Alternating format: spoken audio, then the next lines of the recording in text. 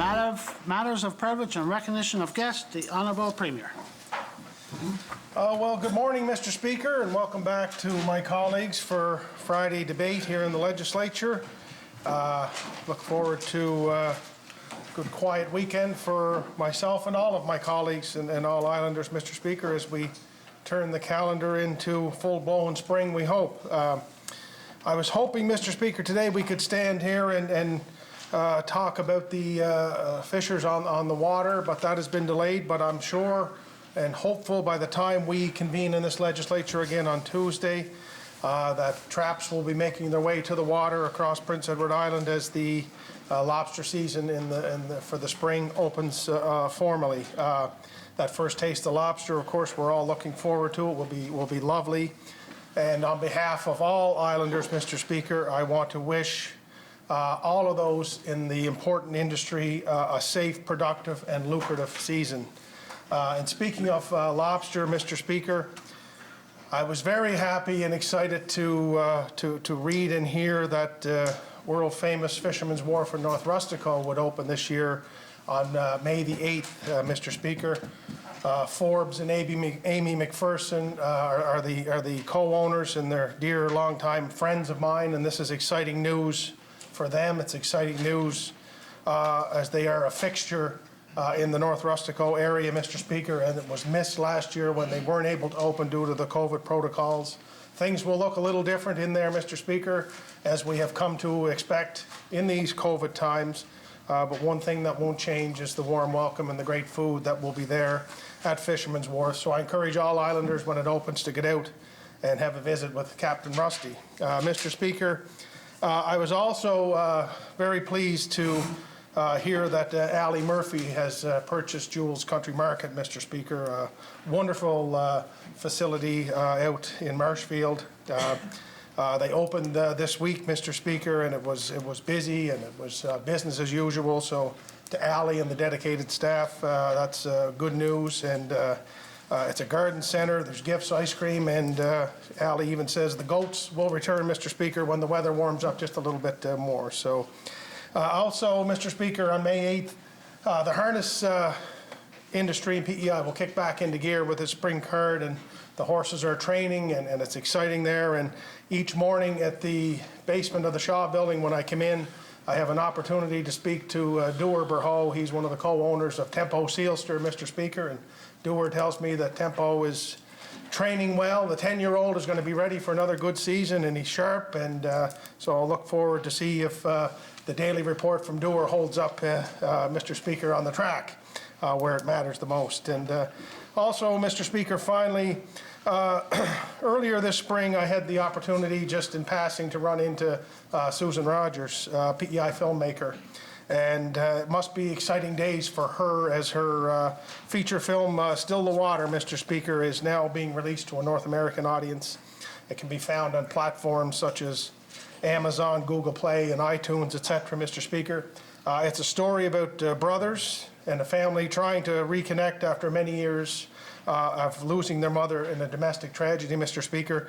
It's important subject matter. It's a well-done project, and I encourage all Islanders to check out this wonderful film and to continue to support the creative arts in this province, Mr. Speaker. It's a growing and important industry here, and we do it well here in Prince Edward Island, and we need to continue to do so. So thank you, Mr. Speaker, and enjoy the proceedings. The Honourable Leader of the Official Opposition. Thanks so much, Speaker. Last evening I had the pleasure to attend a meeting in Afton Hall where the rural municipality of West River was presented with the new ward district boundaries, 6 of them.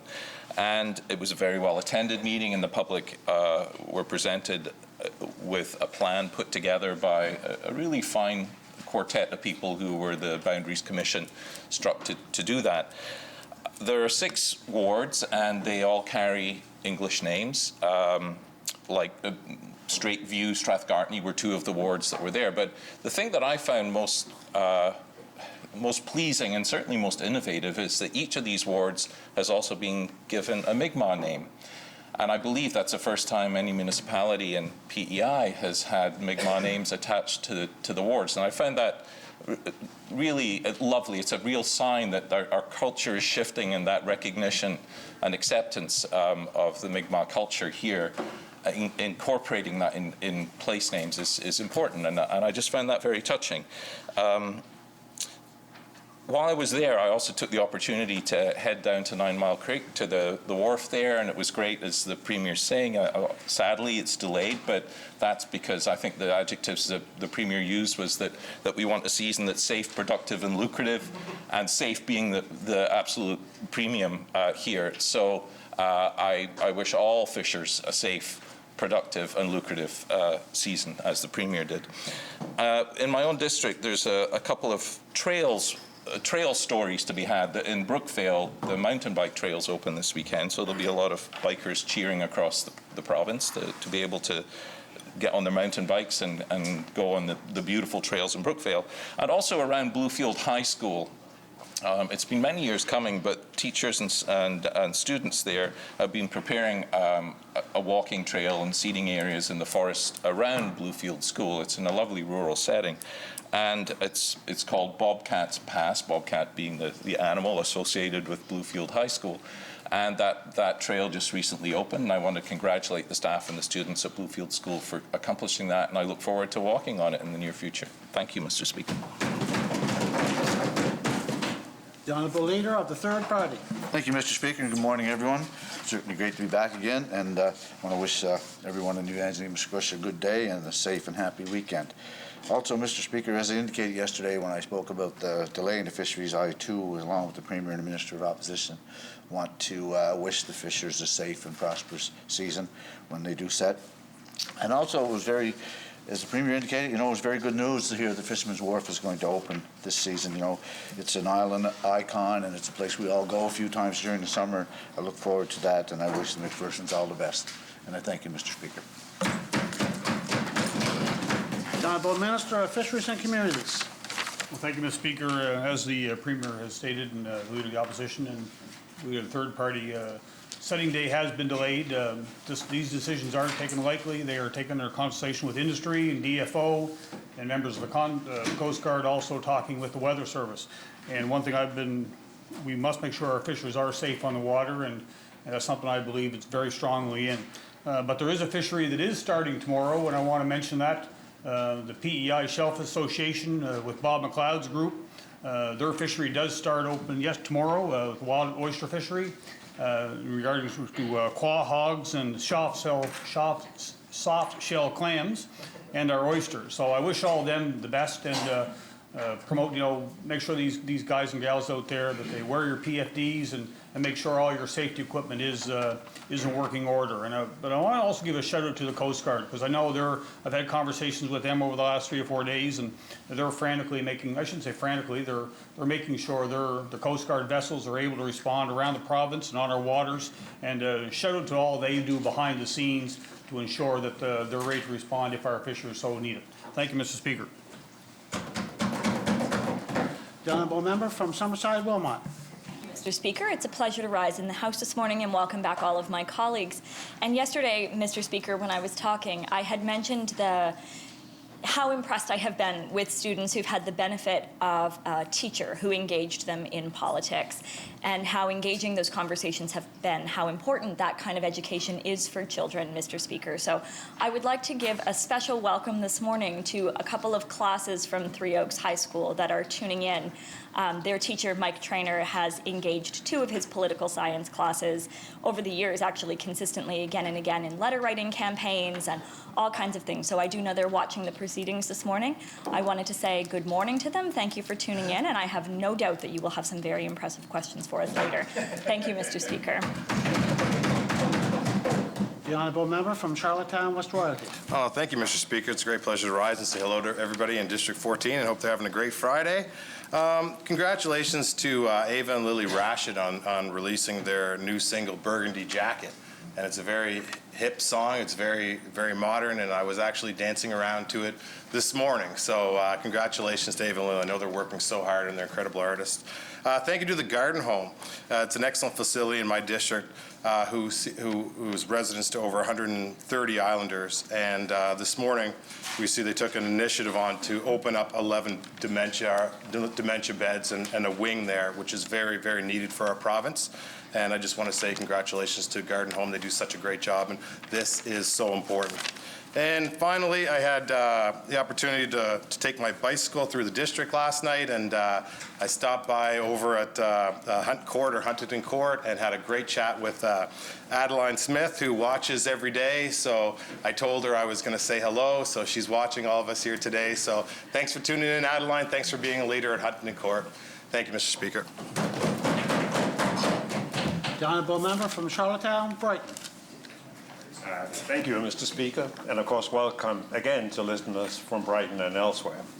I also extend congratulations to city commuters for the arrival of 8 new buses featuring such features as better accessibility and Wi-Fi, and I know that they will be used well in increased travel by public transportation as a better alternative than using a car, be it gas or electric. But at the same time, as I extend congratulations, I cannot help feel that PEI missed an enormous opportunity to make a significant step forward toward electrification of our buses. Where was the leadership in the 3 municipalities? How could they not step up with a few extra million required for a milestone decision? Where was the provincial leadership? Why did the feds not step in? The disturbing thing is that none of them made the effort, and we now have new buses. First time actually that Cassidy will have new buses in his fleet. Yes, but driven by diesel and gas, and there's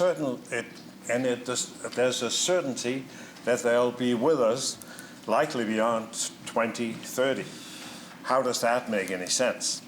On a more positive note, every morning I meet what sounds like an early morning ice cream truck.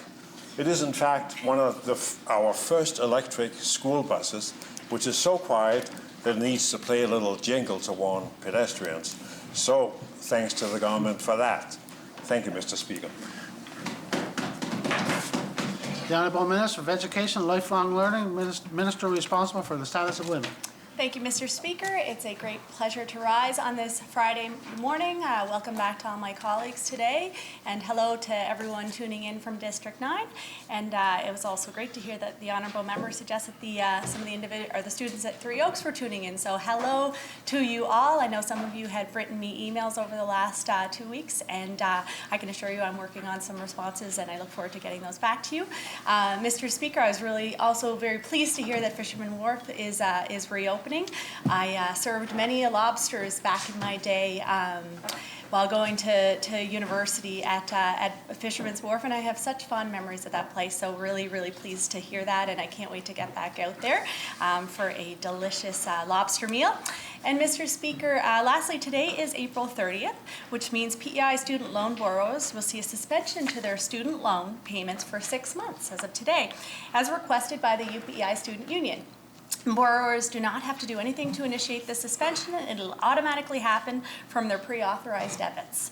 We're very proud of the quality learning that our provincial post-secondary institutions provide, ensuring that today's students have the opportunity to be tomorrow's entrepreneurs, innovators, and workers, Mr. Speaker. We will continue to look at options to improve access to post-secondary education and also find more ways to retain island graduates in our province. Thank you very much, Mr. Speaker, and have a wonderful weekend, everyone. Honourable member from Charlottetown, Victoria Park. Thank you, Mr. Speaker. And I always have to giggle when someone mentions the sound of the ice cream truck coming from the electric buses, because my own children or my son and our neighborhood kids get picked up by that bus. So I swear in the middle of the night, when I wake up, I can hear that jingle and I have to listen. I'm like, no, it's all in your head.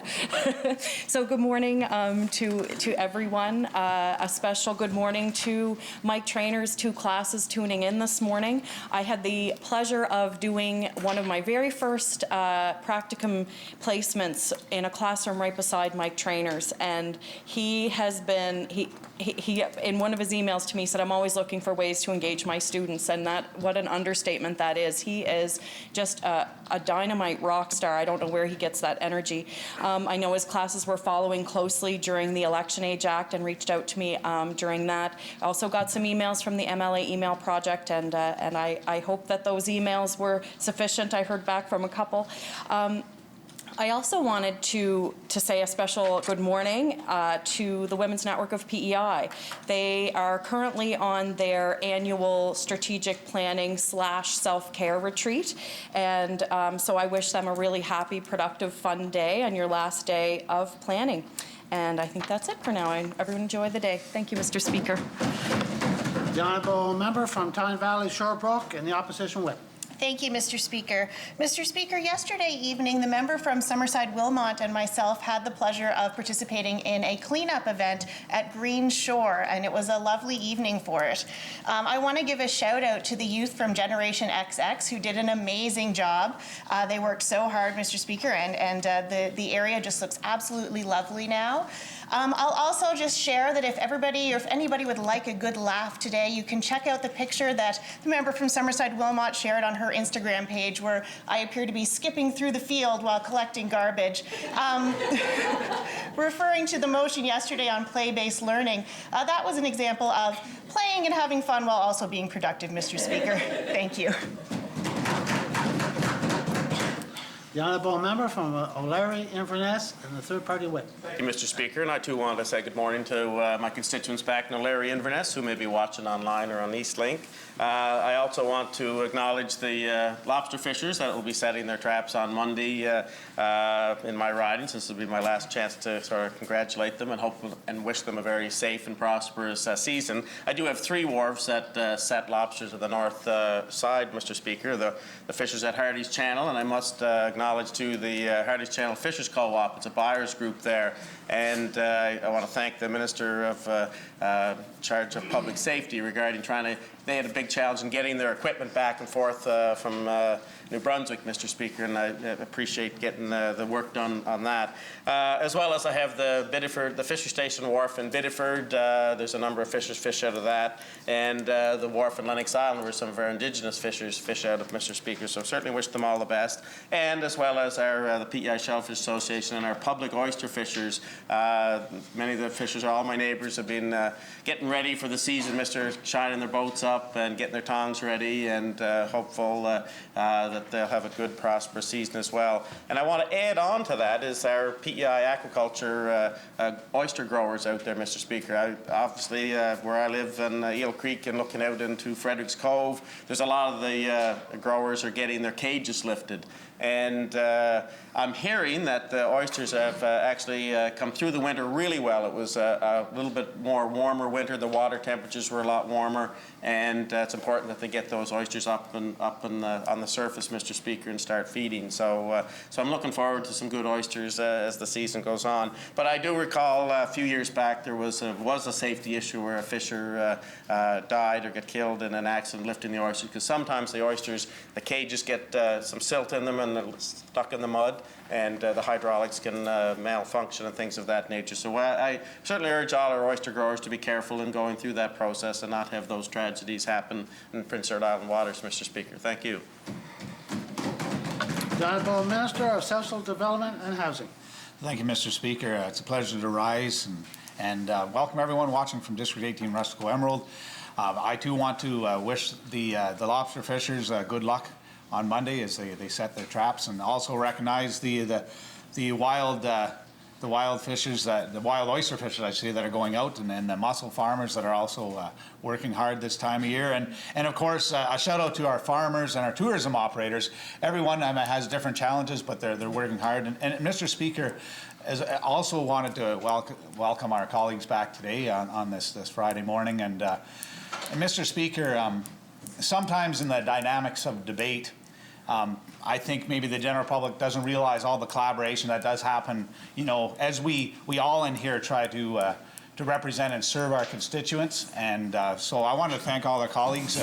I know, that's in particular with the legislative branch and the executive branch. There's work there. And most recently, I wanted to thank the member from Charlottetown Victoria Park and Charlottetown Belvedere for some collaboration work we're doing. So thank you, members. The honourable member from Cornwall Meadowbanks and the third-party House Leader. Thank you, Mr. Speaker. I'd be remiss, Mr. Speaker, if I didn't get up and wish all fishermen and women across the province. Some of my family, some fish on the north side and some fish on the south side, Mr. Speaker. And first and foremost is safety. And also a shout out to people like Bethany McCarthy, breaking trails now as captains of their own boats, females. And I think it's a great thing to see. And I remember the first time I think I went out fishing, Mr. Speaker, was with Alec McDougall. Many people would remember Wayne McDougall as the Liquor Commission, but Alec was his dad. And I remember going out in an open boat, and there was no cabins or anything in the motor. As you remember, Mr. Speaker, was in the middle of the boat with the exhaust up through the middle.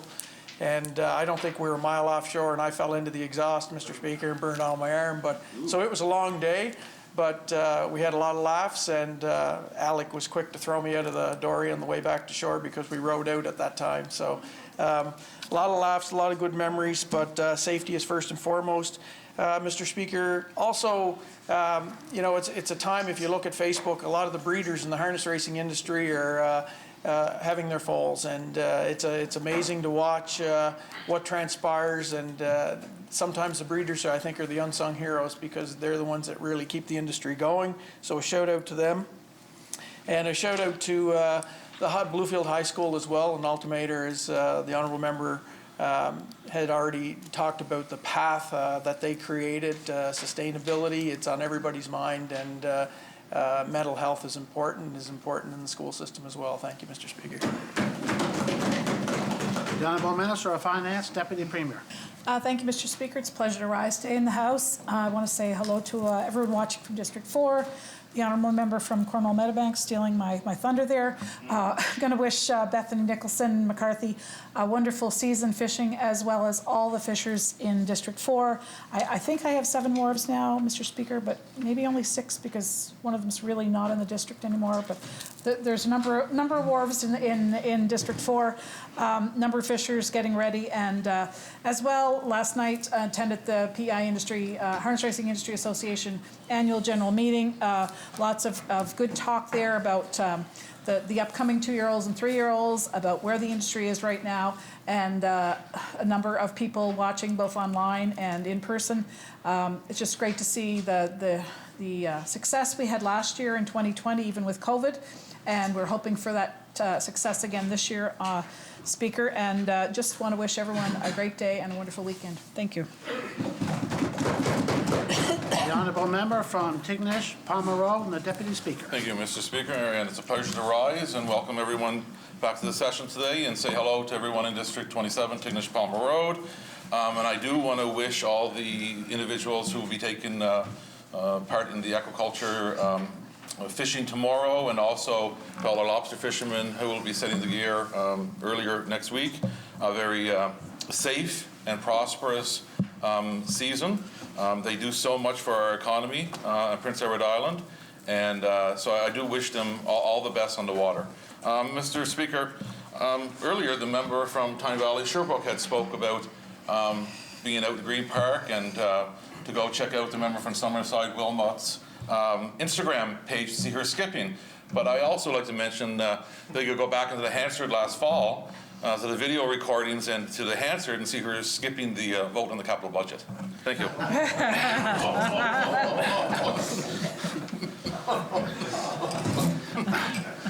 Okay, honourable members, I don't think I missed anybody today by the looks of the list. But honourable members, as I do my commute back and forth to work, I'm listening to the radio stations, and what a great job they do of covering COVID and making Islanders aware where we are at with the COVID situation, and to the newspapers in Prince County and Queens County and the newspapers in Kings County, and also members, I'd like to put a big shout out to Louise Martin at CBC.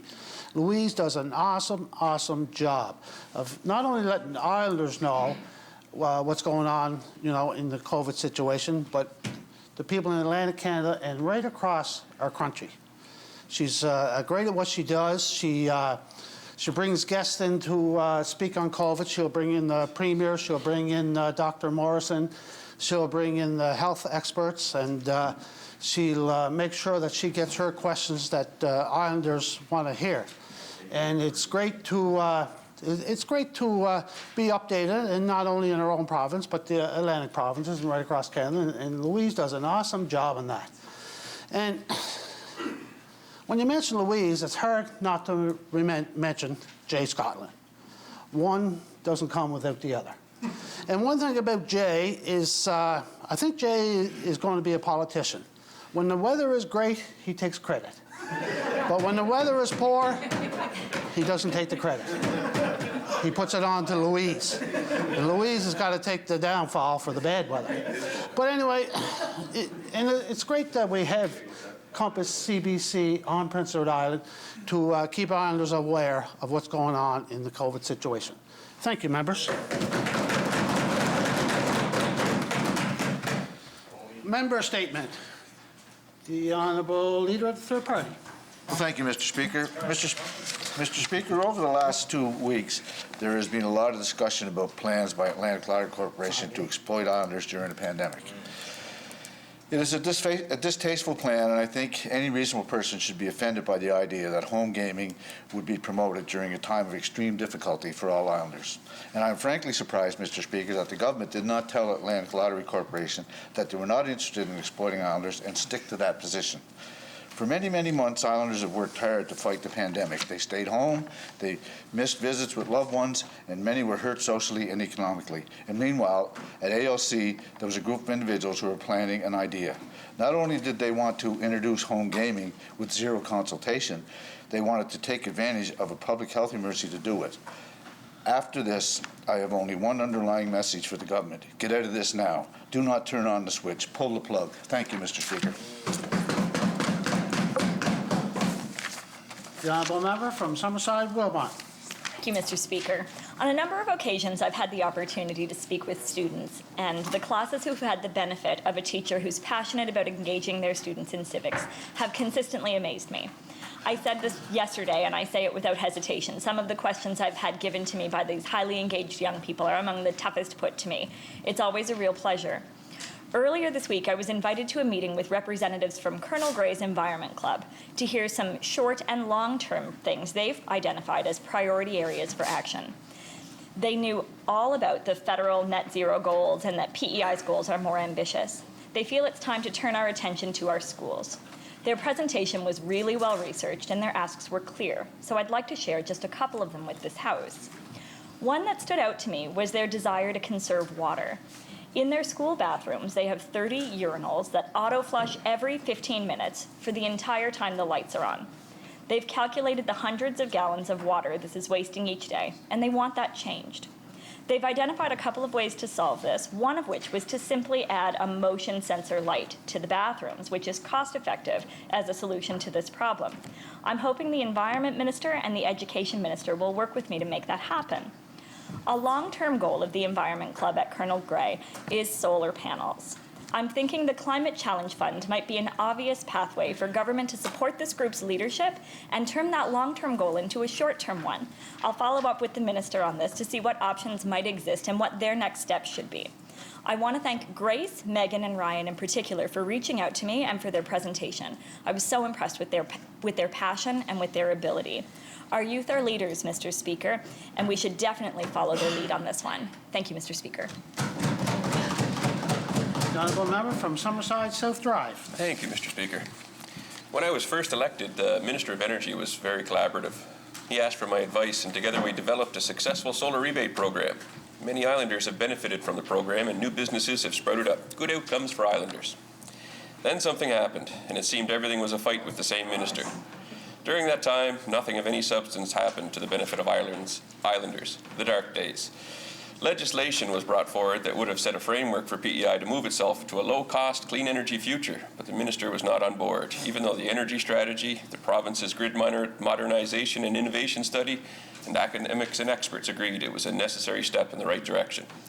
I kept pressing for EV incentives, and in particular generous used EV incentives, but it was in committee and in the House, not dealing with the minister. Recently, the minister announced generous used EV incentives, and I applauded the move. Issues arose around the delay in announcement and implementation. I raised the issue, and the minister quickly dealt with them by making the sale of EVs as of April 1st eligible. Also recently, I had a meeting with the minister in his office. It went pleasantly well, and appears the door to collaboration has been reopened.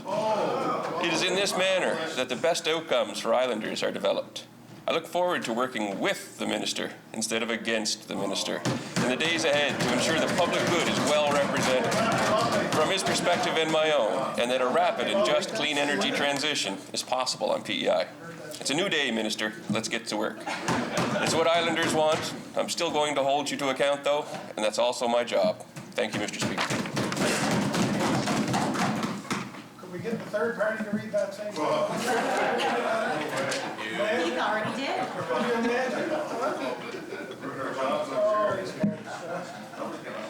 Questions by members, starting with response to questions taken as notice. The Honourable Minister of Economic Growth, Tourism and Culture. Thank you, Mr. Speaker.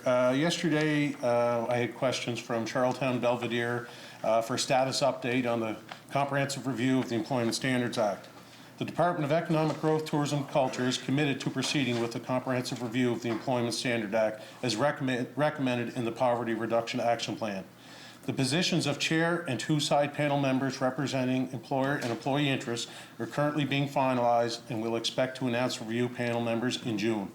I want this comprehensive review to be a thorough and thoughtful exercise with substantial consultations with stakeholders and the public, as the Employment Standards Act is an important piece of legislation governing the relationship between employees and employers on the island. Once established, the review committee will be tasked with conducting background research, stakeholder consultations, and public consultations. We anticipate the panel will begin those consultations later this year. Thank you, Mr. Speaker. Anyone else? No? For our first question, I'll call on the Honourable Leader of the Official Opposition. Thank you, Speaker.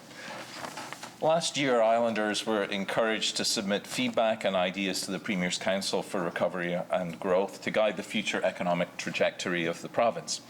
And earlier this sitting, the Premier promised that this province's economic plan would be released shortly, but we've searched and searched, it's nowhere to be found, and I'm not sure when it's coming. The government hasn't even released what they have heard from the public. So a question to the Premier. How do you expect Islanders and island businesses to plan for the future in these uncertain times when your government doesn't seem to be capable of doing this? The Honourable Premier. Well, Mr. Speaker, the Council on Growth and Recovery has been an important exercise for this province, and it has brought together individuals from all walks of life and has bridged the economy and the social importance and the environmental importance in this province, Mr. Speaker. And as I said earlier in this session, we will be tabling the completed report during this session.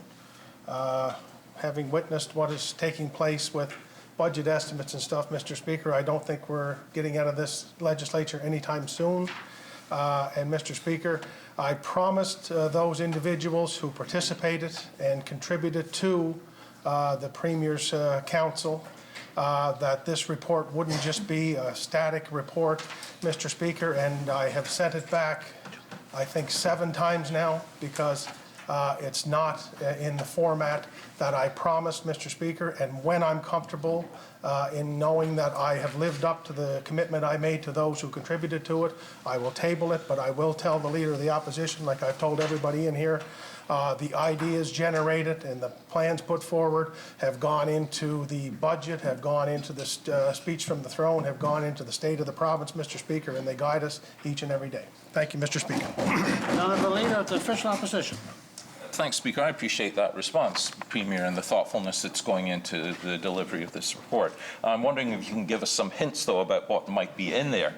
Island workers, of course, who are one of the folks who were approached for feedback, and they certainly gave it, have been calling for an important expansion of legislated paid sick leave here on PEI. And yesterday, the Minister of Economic Growth told CBC that we just haven't done enough research and there hasn't been enough time, and that now would not be the time to implement paid sick days here on PEI. And I would hope that any vision for our economic future would include greater supports and protections for island workers. And perhaps here we can even take inspiration from a place I don't typically take inspiration from, particularly politically, and that's Ontario, where the program was just passed into law yesterday, where government backstops any costs that would be incurred by businesses. Premier, in unequivocal terms, does your government vision for our economic future include more legislated paid sick days for island workers? Honourable Premier. Mr. Speaker, the contributions to the Premier's table and Economic Council has been upwards of 1,100 across PEI. When we asked everyone to contribute, whether you were a member of the actual council or whether you were a contributor in some way, shape or form, as well as everyone in this legislature who was asked to send their ideas forward, we talked about 1, 2, 5 and 10 years into the future of what we want from this province. I was pleasantly surprised to see many who I might not have expected, whether they're in the economic sector, Mr. Speaker, or others, talk about our social importance and how we have to look out for one another. We had a great conversation last night on the First Minister's call about paid sick leave, Mr. Speaker, and each jurisdiction is taking a look at that. So the long answer to a short question is I think that you will see in this province in the months and years ahead, Mr. Speaker, a significant move toward that end. Thank you, Mr. Speaker. The Honourable Leader of the Official Opposition. Of course, I'm glad to hear that. I hope it comes sooner rather than later, Premier. The other day, I read a really interesting piece in The Guardian that was titled Budgeting the Basics. It involved 5th and 6th grade students at Elliott River Elementary, and they were asked to budget for the necessities of life based on a minimum wage income. And one student said, and I'm going to quote this, "I have no money left. I'm very poor now. I expected this to be really easy and not have to worry about much, but now I'm so worried. I can't afford a place to live, and I don't even have enough money for food." Another student said this, and again I quote, "This is a lot harder than I thought it was going to be. It's really scary." A question to the Premier. Does the Cabinet run any similar budgeting activities to appreciate the difficulty of trying to live on minimum wage? Honourable Premier. Mr. Speaker, I can relate to the comments from the students, and I can say and echo their comments that this job's a lot harder than I thought, Mr. Speaker, and I would be less than honest if I said otherwise. Around our table, Mr. Speaker, whether it's Cabinet or caucus, we have tremendous individuals who are caring, who are considerate, and who talk each and every day to their constituents and those islanders, Mr. Speaker, many of whom are living in difficult circumstances or just trying to make ends meet in their job, Mr. Speaker. So I would say yes to that question. I think we're very aware, Mr. Speaker. As far as Atlantic Canada is, PEI has the highest minimum wage, Mr. Speaker, and I'm the first to say it's not high enough. It's something that needs to continue to grow. It needs to evolve, Mr. Speaker, and it needs to be done in collaboration with the private sector, Mr. Speaker, and with islanders across the board. But I think we're all in here committed, Mr. Speaker, to doing the best we can for all islanders. Thank you, Mr. Speaker. The Honourable Leader of the Official Opposition. Thanks, Speaker. And we have insightful and engaged youth all across this island, and it's already been mentioned a couple of times this morning. Mr. Trainor's class in Summerside. Every year, students write, and I want to say hi to Megan MacDonald and Kate McKenzie, who have already written to me, and we've been corresponding on particular issues. Island youth can see that a minimum wage is woefully inadequate. And based on his comments that he just made in that response, the Premier seems to agree with them. But the actions of this government tell a different story. The federal government, however, recently announced plans to increase the federal minimum wage to $15 an hour. But most islanders, of course, work under provincial jurisdiction, the minimum wage mandated here. A question to the Premier. When will we see similar ambition from your government on the provincial minimum wage? Honourable Premier. Well, Mr. Speaker, I too was surprised to hear the federal government talk about everyone under federal jurisdiction to make $15, Mr. Speaker, and I would give the honourable member $15,000 if he could find one in Prince Edward Island who work for the federal government that make less than $15, Mr. Speaker. I think that those were words, Mr. Speaker. I don't think there were any actions behind them, and I don't think there was any validity to them, Mr. Speaker. In terms of Prince Edward Island, I have said from the beginning, Mr. Speaker, I have said from the very beginning that Prince Edward Island has marketed itself for far too long as a cheap place to do business, Mr. Speaker. We have to change that. We have to increase the wages in this province across the board, but we also have to be mindful, Mr. Speaker, that we have a tremendous private sector here who are 1- and 2-person individual shops, Mr. Speaker, and we have to make sure that they're included in this, and the government has to play some type of role to help those individual businesses as they want to pass on a higher wage to their workers, Mr. Speaker. So yes, we need to do a better job. We're committed to do a better job, Mr. Speaker, but I don't want to paralyze the economy or put people out of business in the process of that, Mr. Speaker. And I'm interested in any ideas in this House of how to do that, Mr. Speaker, and would be open to good ideas as always. The honourable member from Charlottetown, Victoria Park. Thank you, Mr. Speaker. This has certainly been a tough couple of weeks. The number of youth and/or their families who have reached out to me has been completely overwhelming. Their stories are devastating. They fear their children are going to die by suicide, and I hear this a lot. Mr. Speaker, I'm a trained counselor, and I have a hard time processing these life experiences, and I've been hearing them for years. Question to the Minister of Education and Lifelong Learning. How are you working with the Minister of Health to ensure that our island youth in crisis get the help that they are literally crying for? The Honourable Minister of Education and Lifelong Learning. Thank you very much, Mr. Speaker, and thank you, Honourable Member, for the question. Mr. Speaker, without a doubt, this has been a tremendously challenging year for our island students, our island children, our island youth, Mr. Speaker, and I am so grateful that we have been able to continue on they have been able to continue on with their learning, and that the teachers have stepped up in incredible ways, Mr. Speaker. The mental health of our students is of utmost priority for this government, Mr. Speaker, and that is why we have included in the recent budget that was tabled the addition of 12 counselors, something that we really, in speaking with the folks in finance, we haven't seen this in over 20 years, Mr. Speaker. Our student well-being teams, Mr. Speaker, they're doing incredible work. Mr. Speaker, I understand the honourable member's concerns, and I know yesterday we had a situation that was elevated to both Minister Hudson and I, and Mr. Speaker, him and I took this both very seriously, and we worked together, and I understand that there was a solution for this this particular family, Mr. Speaker, and I can assure this House that the Minister of Health and I will work together on this important topic. Thank you very much, Mr. Speaker. Charlottetown, Victoria Park.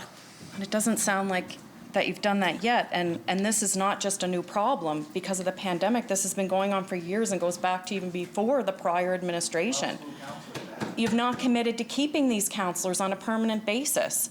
You stand in this House and repeat consistently that mental health of our island students are top priority. I'm not hearing that reflected in these stories. I hear of lack of services, roadblocks, and red tape, stories of children self-medicating, and children literally telling their parents that they need help and that they're scared they are going to hurt themselves, and parents who feel helpless and cannot find support for them. Question to the Minister, we need to start beefing up these services for youth and children in crisis. Are you hearing these stories, and what are you doing to address them? Honourable Minister of Education and Lifelong Learning. Thank you very much, Mr. Speaker, and I'm not entirely sure what the honourable member is referring to. We are the 12 councillors are permanent fixtures in our budget, Mr. Speaker, and again, these are 12 additional councillors. We recognize this government recognizes the importance of these councillors in our school, and we are making that commitment to ensure that they are funded in perpetuity, Mr. Speaker. Mr. Speaker, with regards to the mental mental health supports. As I said, our student well-being teams, they are doing incredible work in our school system, and these are individuals with expertise from a variety of backgrounds, Mr. Speaker, who are working to ensure that mental health and well-being of our students who, again, have been through such a tumultuous time. Mr. Speaker, I am happy to table a document with all of, upon being appointed to this role. Again, this is something that I am very concerned about, is the mental health and well-being of our students, and I asked my department to put together a list of all the different mental health supports that are available to our children and youth, Mr. Speaker, and I'm happy to table that list because it's perhaps that there are some programs available that the honourable member is not aware of. Thank you very much, Mr. Speaker. Charlottetown, Victoria Park. Thank you, Mr. Speaker. I think I heard a chirp from over there saying maybe I should have stayed in counseling. That doesn't sound like a collaboration. Oh, that's what I thought I heard.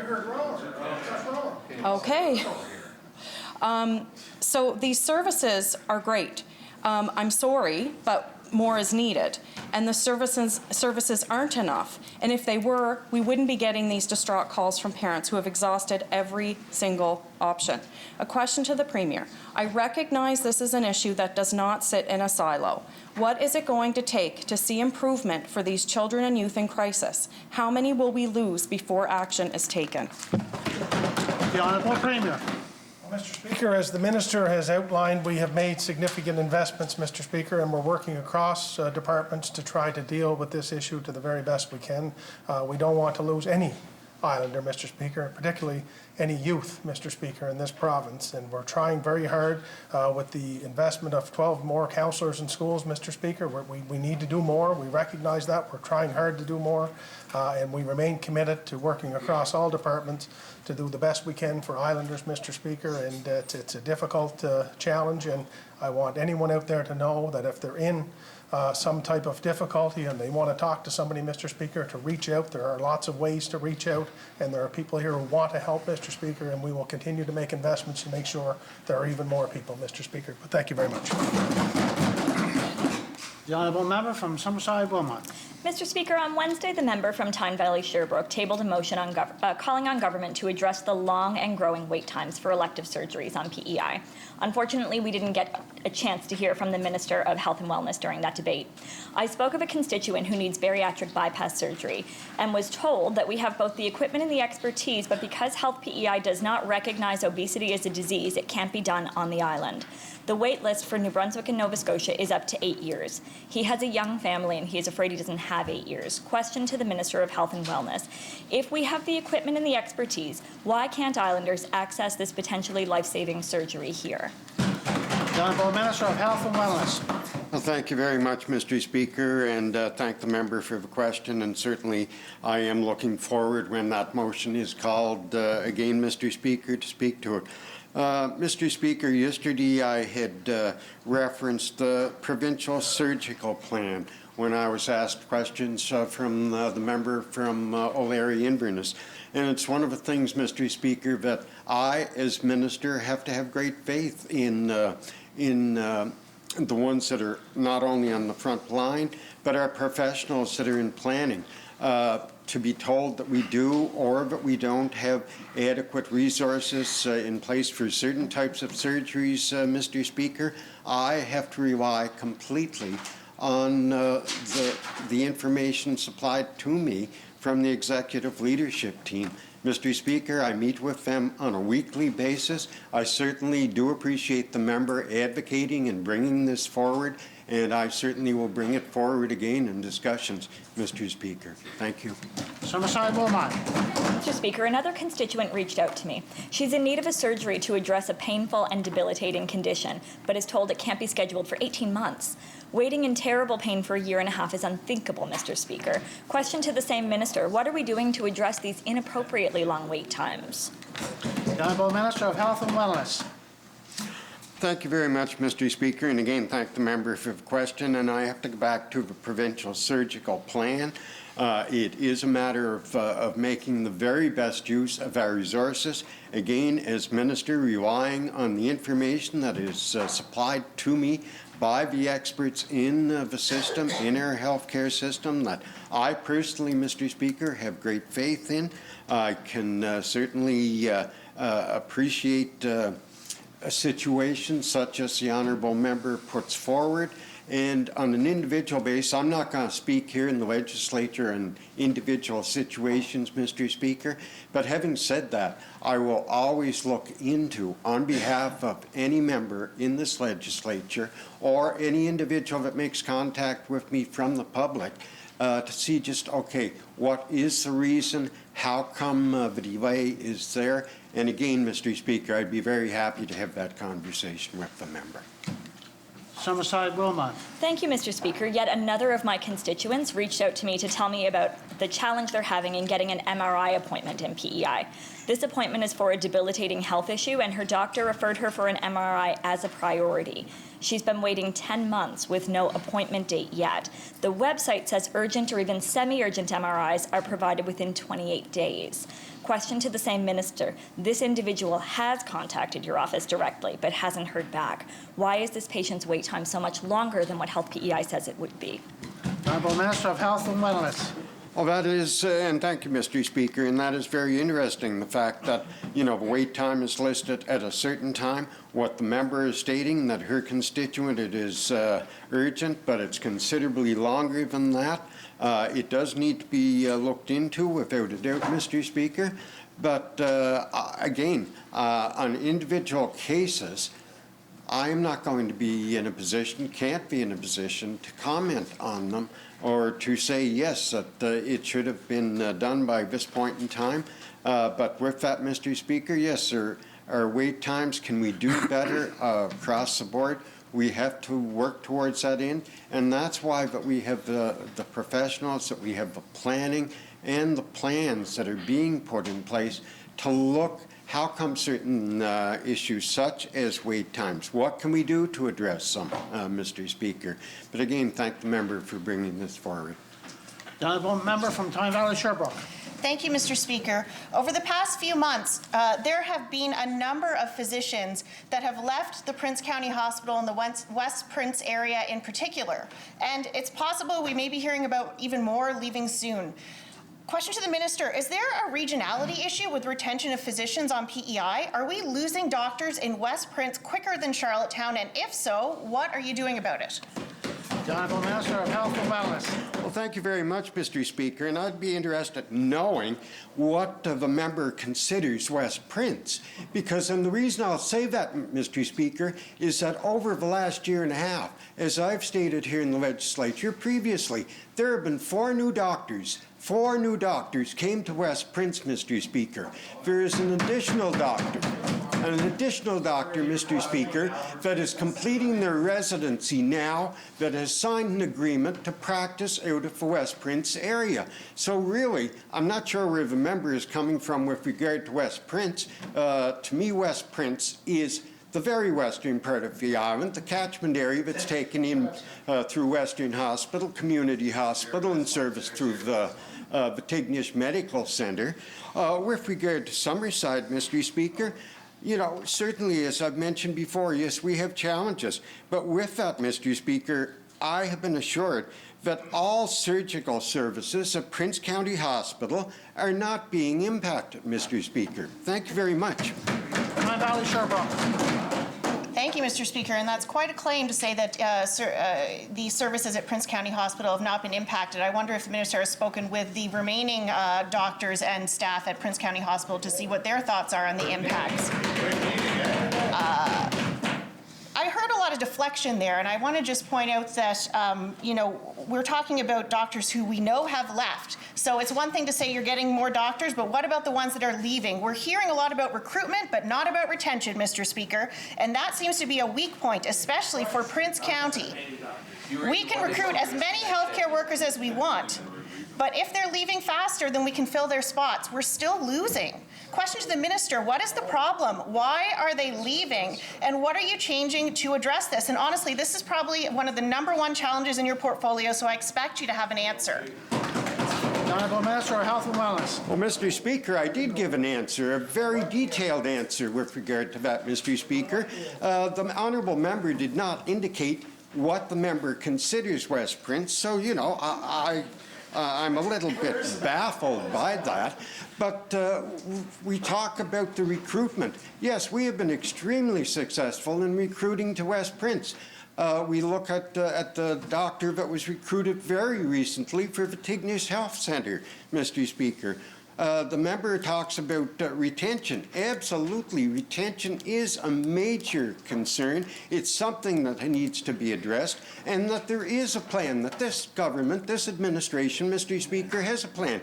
We look at an additional $500,000 this year for retention. We are doing exit surveys to determine just why, Mr. Speaker, why healthcare professionals may be moving. So yes, we are addressing the issues, the concerns that the honourable member has brought forward. Thank you. Valley Sherbrooke. Thank you, Mr. Speaker. And we keep hearing about these exit surveys, these elusive exit surveys, but we never hear about what they've actually shown us. What have we learned from the exit surveys? I keep asking for this again and again. Mr. Speaker, I'm not privy to the inside information that the minister is, but I do know from talking to healthcare workers a few things. Healthcare workers are worn out. They have no work-life balance. They have trouble finding childcare, many of them, Mr. Speaker. They feel that this government doesn't respect or appreciate their work. That is what I'm hearing. And they are offered no flexibility in their work. Minister, these are all things that your government could have addressed over the past 2 years. The opposition has time and time again put forward suggestions of how you could do this. So why haven't you? The Honourable Minister of Health and Wellness. Well, thank you, Mr. Speaker. And the member asks a question, why haven't we? And the answer to that question is we are doing it, Mr. Speaker. We are doing it. All that the member has to look at is the initiatives that we have put in place. We look at working together here collaboratively, Mr. Speaker. One of the honourable members here previously in questions to the Minister of Education and Lifelong Learning made reference to challenges that we have with regard to mental health, with regard to our youth. I had the great pleasure, unfortunate great pleasure, of working with a member that put forward those questions yesterday, Mr. Speaker. We need to work together. But again, back to the member's question, we are taking action and we are getting the job done. Member. The Honourable Member from Charlottetown West Royalty. Thank you, Mr. Speaker. During budget estimates Wednesday, the Minister of Social Development said the Community Outreach Centre is now a temporary location and will be moving from its current location in Wyma Street. The Community Outreach Centre offers important services to Islanders that are experiencing homelessness. We know that the province has recently secured the purchase agreement for the old curling club in Charlottetown on Houston Street. Question to the Minister of Social Development. Is your government intention to relocate the Community Outreach Centre to the recently acquired curling club on Houston Street? The Honourable Minister of Social Development and Housing. Thanks, Mr. Speaker. So the Outreach Centre, I think we've established, does add great value to serving some of the very most vulnerable in our society and helping those who really don't have a place to go, but most importantly, providing wraparound services to help them get out of and elevate their place.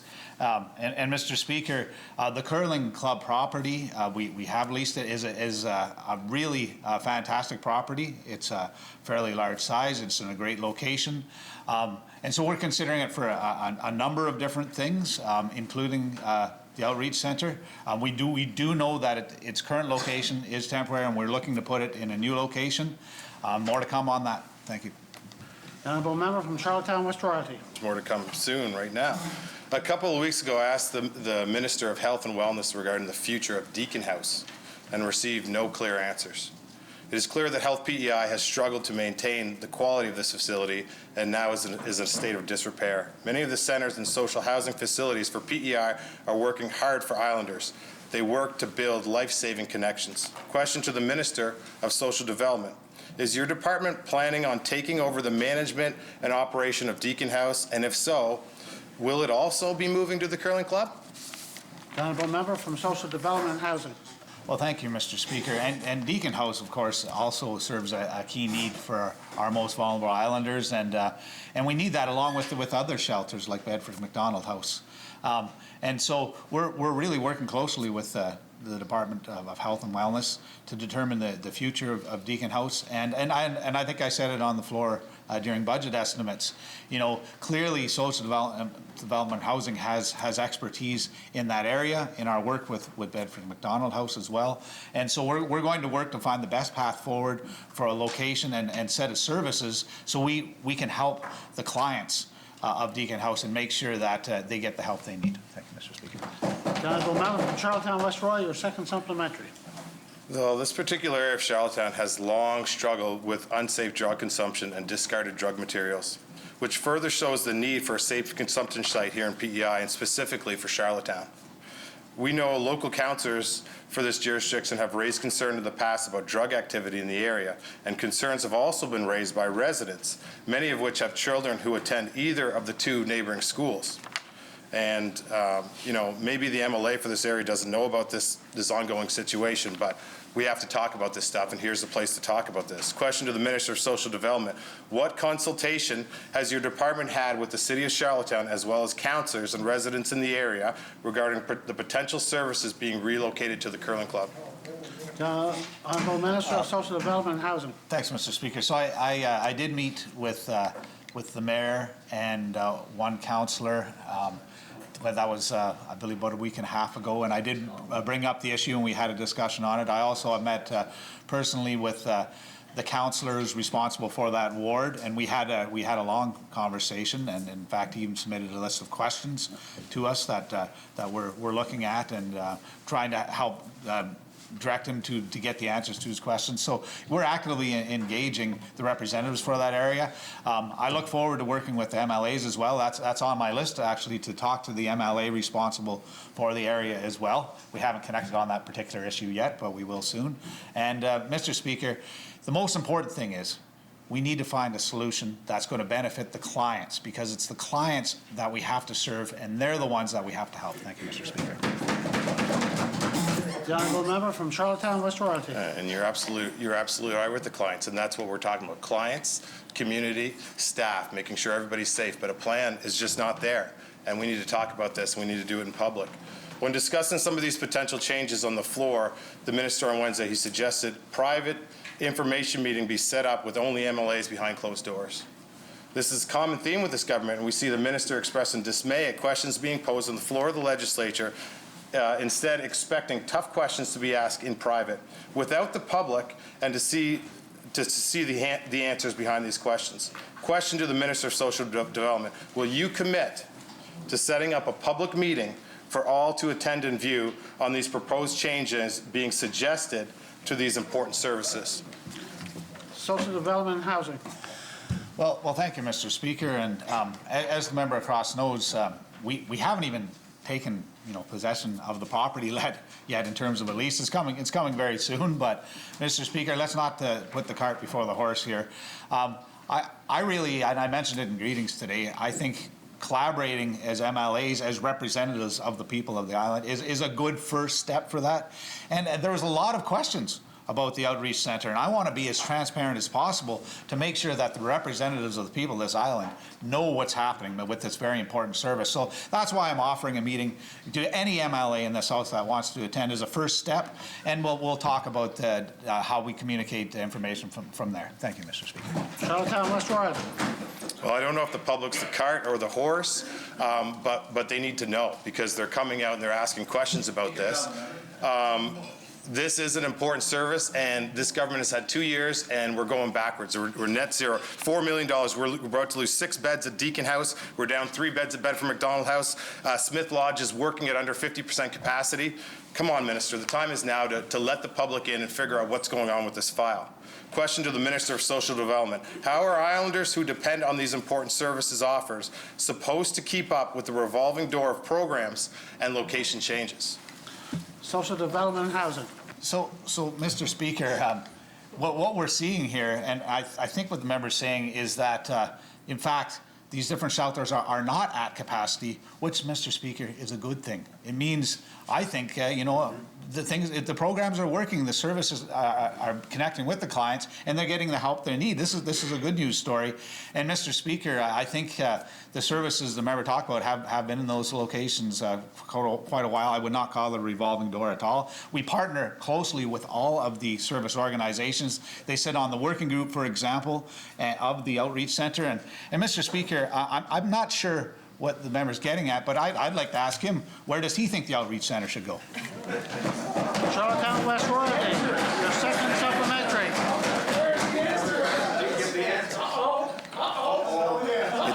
It's a sad day in government. It's a sad day in government when you're asking the third party where that should go. If you want help with that, let's do it in public. Let's do it out there in public. That's why you're third party. Okay, members.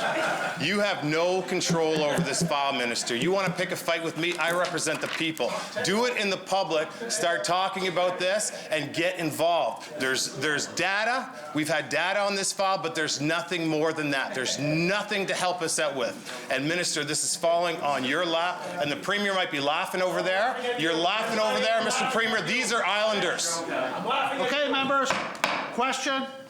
I'm laughing at you. Come on, members. Question to the Minister of Social Development. Will you commit to a review of government's relationship with all these facilities to address the gaps and figure out how to become a better assist with the great work these facilities do? The Honourable Minister of Social Development and Housing. Well, thank you, Mr. Speaker. These facilities do great work. And Mr. Speaker, the Department of Social Development and Housing, this is what we do day in and day out.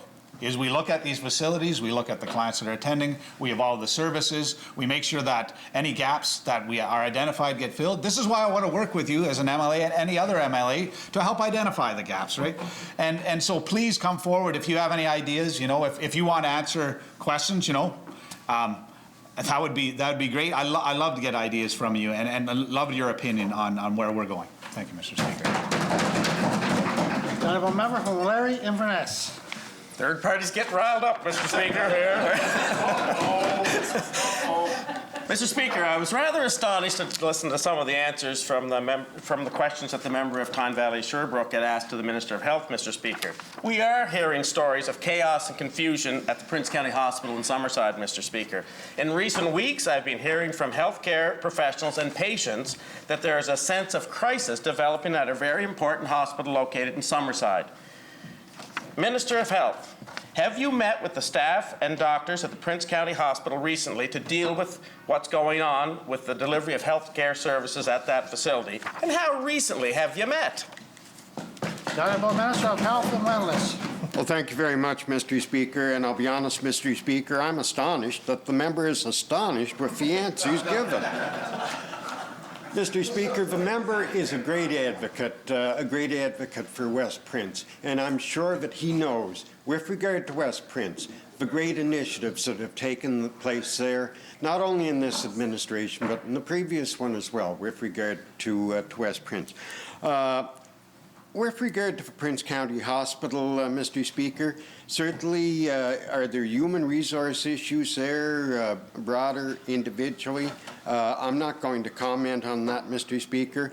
I will state, though, without a doubt, that working with the new CEO, interim CEO of Health PEI, working with the Chief Medical Officer, yes, we have those discussions, as I mentioned before, meet on a weekly basis, Mr. Speaker. Thank you very much. Larry Inverness. That was last week that you must have met with them because we've heard lots of problems since then. We have heard from multiple sources recently that surgeries, emergency surgeries, are being moved from our Prince County Hospital to the Queen Elizabeth Hospital. And there will be because there is inadequate on-call staff at the Prince County Hospital this weekend.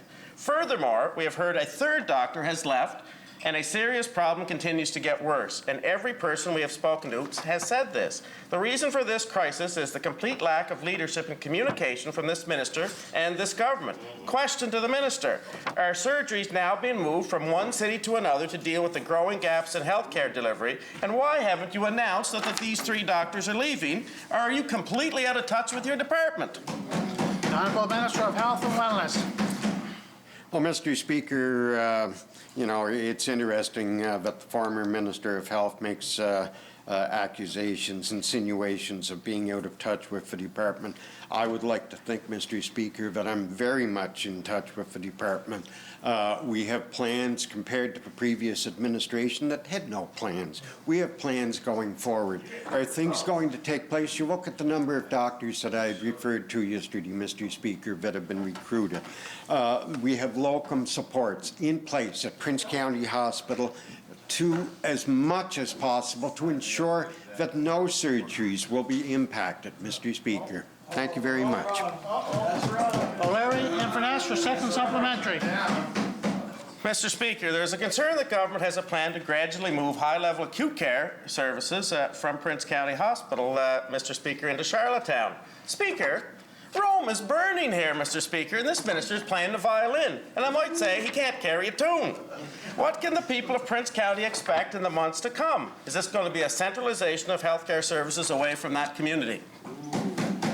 The Honourable Minister of Health and Wellness. Well, Mr. Speaker, I'd like to say that while the honourable member listens to Uncle Cracker, we're getting the job done over here.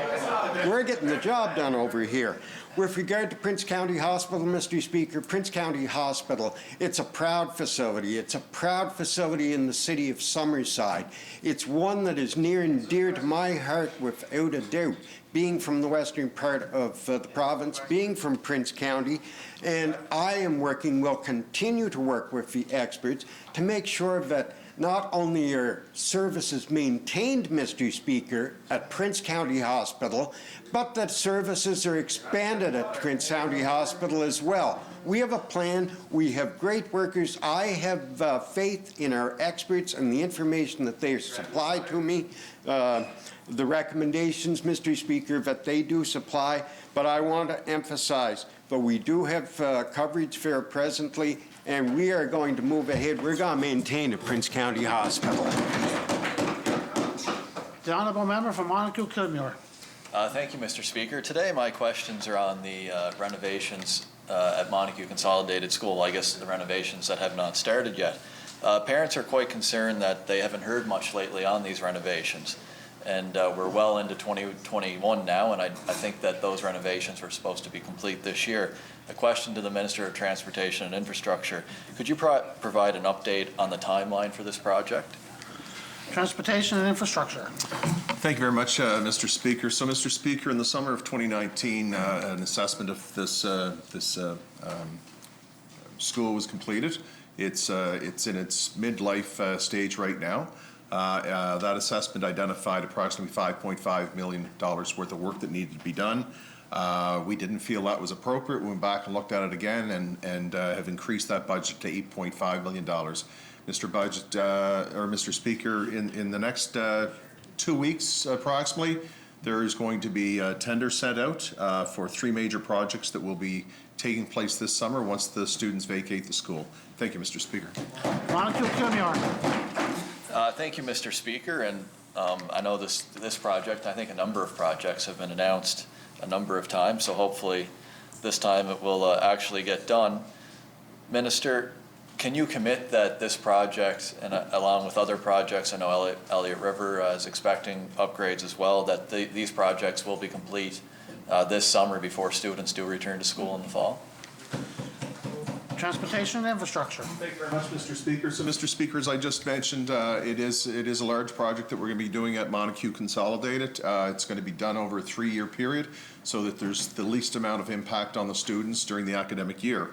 Mr. Speaker, this summer it's going to include $725,000 for new roofing, $425,000 for a new sprinkler system, as well as $1.5 million worth of interior work within the school to make the existing space more functional.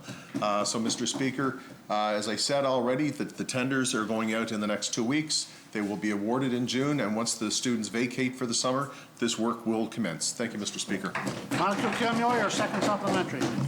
Thank you, Mr. Speaker. And one other significant issue at the school, and the Minister of Environment and I were there last year to look at it, is the drop-off zone at the school. There's not quite enough room for well, really the dozens and dozens of parents that are dropping off and picking up the students each day in the school buses. It's quite a tight area, and the principal has expressed concern with that. We were looking at getting that fixed. I think the time just didn't work out this year to get it done before the winter came. Is this something that you can look at this summer to fix for the next school year? Transportation infrastructure. Thank you very much, Mr. Speaker. Mr. Speaker, this is an issue that we're experiencing at many of the schools across PEI. Mr. Speaker, we had a large increase of parents dropping their kids off to school in their own vehicles while we're still maintaining a bus system to pick up and drop students off. However, Mr. Speaker, I know the honourable member from Mermaid Stratford and I have spoken. We have had discussions with regards to the schools in Stratford. The honourable member just over here brought up issues at the school in West Royalty. I went out and looked at the traffic issues there. The Minister of Education and I and our departments are very concerned with regards to the safety of the children and the drop-off zones. So, Mr. Speaker, we are working very closely together between the Department of Transportation Infrastructure and the Department of Education as well to ensure that the drop-off zones are coordinated properly so that safety is the key and it's paramount that we make sure that our children are safe. Thank you, Mr. Speaker. Summerside Wilmot. Mr. Speaker, the Premier said yesterday that the Justice Minister is a man of integrity, and I want to be clear, I do not question his integrity, but I do question his priorities. I simply cannot believe that I did not get any information back on this today, not even as it pertains to non-disclosure agreements within government. It's clear that you're not appreciating how many people are concerned about this. My question is to the Premier. When can I expect an answer to the questions I have been asking for 2 months? Honourable Premier. Well, Mr. Speaker, I can promise the honourable member that I do take it very seriously. I'm learning a little bit more about it since we had the conversation yesterday. It is a bit of a complicated answer to provide, which the department is working hard. And I went back last night, Mr. Speaker, and I asked the department to put the pedal to the metal and to deal with this in an urgent manner. And I want these answers to come back to the honourable member as soon as possible. And I appreciate her saying that the member is a man of great integrity, because he is, and I know he's as frustrated as I am that it's taken this long, but we will commit to doing it as soon as humanly possible to get them here. I promise that. Thank you, Mr. Speaker. Charlottetown Brighton, final question. Thank you, Mr. Speaker. This week, during question period, the Minister of Agriculture and Land stated that I was criticizing the National Building Code. That is completely incorrect, and I don't appreciate the suggestion. In fact, I and other PEI architects have worked tirelessly since 1980 to try to convince governments, reluctant governments, I might say, to please adopt the National Building Code. My promotion of this code likely took place decades before the minister even knew there was a building code. 45 years ago, when I started work on PEI, double glazing was already standard practice and in the code. Question to the minister: on what basis do you repeatedly claim that the code is great progress when it specifies only ancient double glazing, while triple glazing clearly is what is needed and triple glazing is readily available? The Honourable Minister of Agriculture and Land. Thank you, Mr. Speaker, and I want to acknowledge the member there. Obviously, I look much younger than I am, Mr. Speaker, and I want to thank him for that. The National Building Code is something that is important, and it's evolving. It's evolving, Mr. Speaker. It's going to continue to strengthen as we go, but it all takes process and it all takes stages, Mr. Speaker. And I'll be happy to take the wisdom of the member from Charlottetown Brighton and his experience, and definitely have a chat with our land department and see where we can move forward. Thanks, Mr. Speaker. Statements by ministers. The Honourable Minister of Transportation and Infrastructure. Thank you, Mr. Speaker. Mr. Speaker, I'm pleased to announce that this summer we will be bringing color to some island intersections with new rainbow painted crosswalks. Rainbows are a symbol of the 2 SLG V2Q IA Plus community, and rainbow crosswalks have become a way for governments and neighbourhoods to show support, inclusion and acceptance. Mr. Speaker, these will show up across the province in communities where the province is responsible for the road maintenance. Both Charlottetown and Summerside, as well as Stratford, have been doing this for years, and we are excited to be bringing this initiative across the province in 2021. There's a great metaphor here, Mr. Speaker. When we're driving and we come to a crosswalk, we need to look out for people who are walking. We need to respect their right-of-way, and we need to let them pass unharmed. These crosswalks are not only symbolic of our 2 SLGBTQIA+ community, but also a symbol of our pride, our diversity, and our welcoming province. We have been in conversation with Pride PEI, and we are very excited to be working with them on this new initiative. We value their support and partnership. Mr. Speaker, safety is imperative. Right now, staff from our traffic division are preparing the list of intersections, so that if there are communities who want to request that their crosswalks be painted rainbow this summer, please just reach out to my office. Work will get underway in June with the target of having rainbow colours across the province for the Pride Festival, which starts on July the 15th. Thank you, Mr. Speaker. The honourable member from Summerside South Drive. Thank you, Mr. Speaker. And this is a good announcement, Minister. I come from an IT background where acronyms abound, and the acronym that's come to represent what Pride PEI represents is the 2 SLGBTQIA+, as the Minister just mentioned. It means everyone, really. It means freedom to be yourself and express yourself and be accepted in our society. But to break it down a little further, it means two-spirit, lesbian, gay, bisexual, transgender, queer, intersexual, asexual, and every other possible iteration of identified sexuality. I fully support removing any and all stigmas around a person's identified sexuality. It really just boils down to the golden rule: do unto others as you would have done unto yourself. Be free, love one another. I applaud your announcement here, Minister, and it's great to have a reminder at the intersections of the golden rule and of how important including everybody in our society is. Thank you, Mr. Speaker. The honourable member from Charlottetown and West Riding. This is a great announcement by the Minister of Transportation, and I as I'm listening to it, I'm thinking about, the Beatles album Abbey Road, where you have the Beatles walking across a white sidewalk, and it's a very epic scene. And now we're in 2021, and you could imagine going back, and if that crosswalk was full of color and full of life and opening and welcoming. And that's what this announcement does, is that every time in Prince Edward Island we see that, it is open, it is welcoming, and we have a lot of work to do, but this is a great announcement. And this summer should be a great summer for Pride PEI. And the member from Charlottetown Victoria Park and I just went to a meeting recently, a public meeting where they talked, and there was a lot of great ideas. So there's a lot of things to work on there, but this is a great start, and I hope all of Prince Edward Island sees the colors and participates, and we're all one together. Thank you, Mr. Speaker. End of statements, ministers. Presenting and receiving petitions. Tabling of documents. The honourable member from O'Leary-Inverness and third-party whip. Thank you, Mr. Speaker. Mr. Speaker, I beg leave to table a document, written questions regarding ALC executive team bonuses during 2020, and I move, seconded by the leader of the third party, that this document be now received and do lie on the table. Shall it carry? And the honourable member from O'Leary-Inverness, third-party whip. Mr. Speaker, I beg leave to table written questions requesting the ALC communications plan that was attached to the Order in Council EC 2020-784, and I move, seconded by the leader of the third party, that the said document be now received and do lie on the table. Shall it carry? The honourable member from O'Leary-Inverness, third-party whip. Mr. Speaker, I beg leave of this House. I beg leave to table the PC Association of PEI donations list and for 2018, and I move, seconded by the member from Charlottetown and West Riding, the said document be now received and do lie on the table. Shall it carry?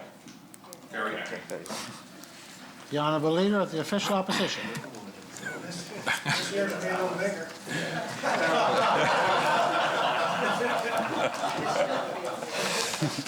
Thanks, Speaker.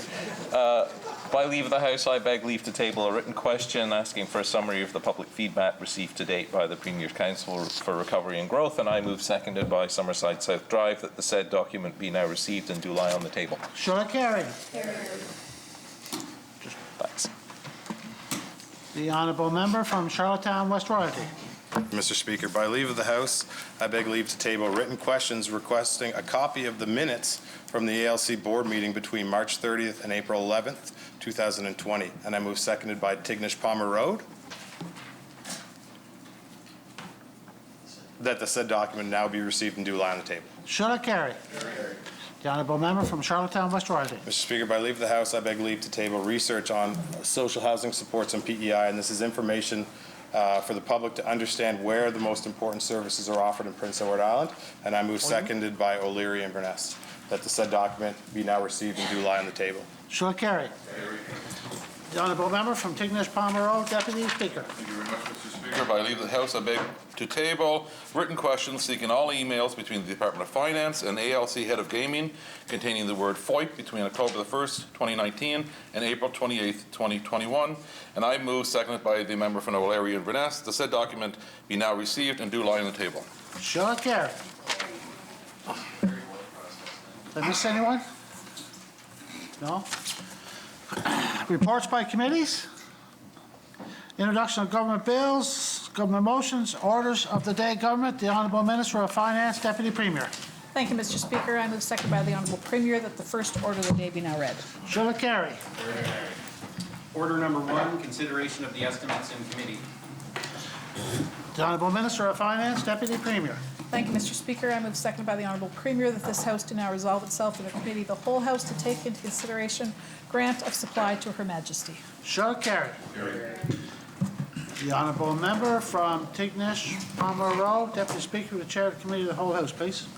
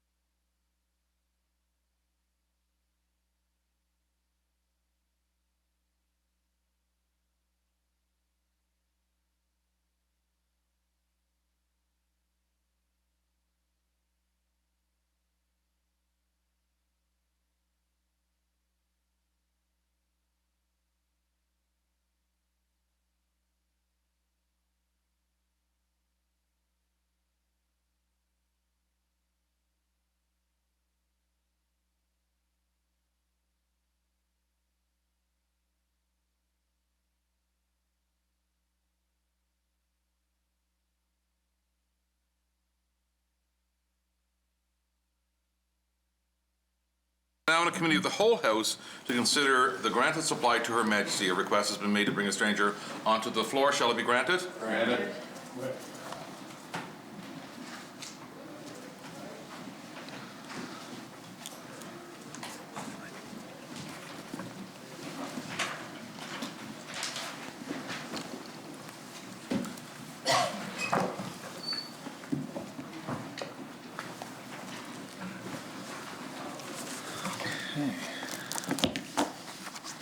Good morning. Would you please state your name and position for Hansard?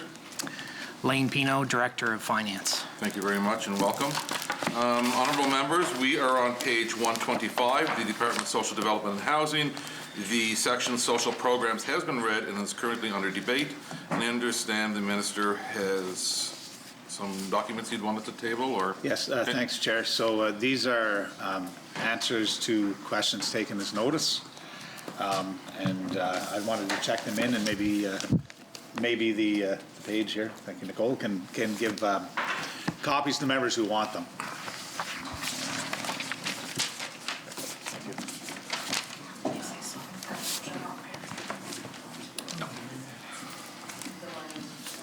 So again, honourable members, page 125, bottom section, social programs, is currently under debate. Charlottetown, Victoria Park.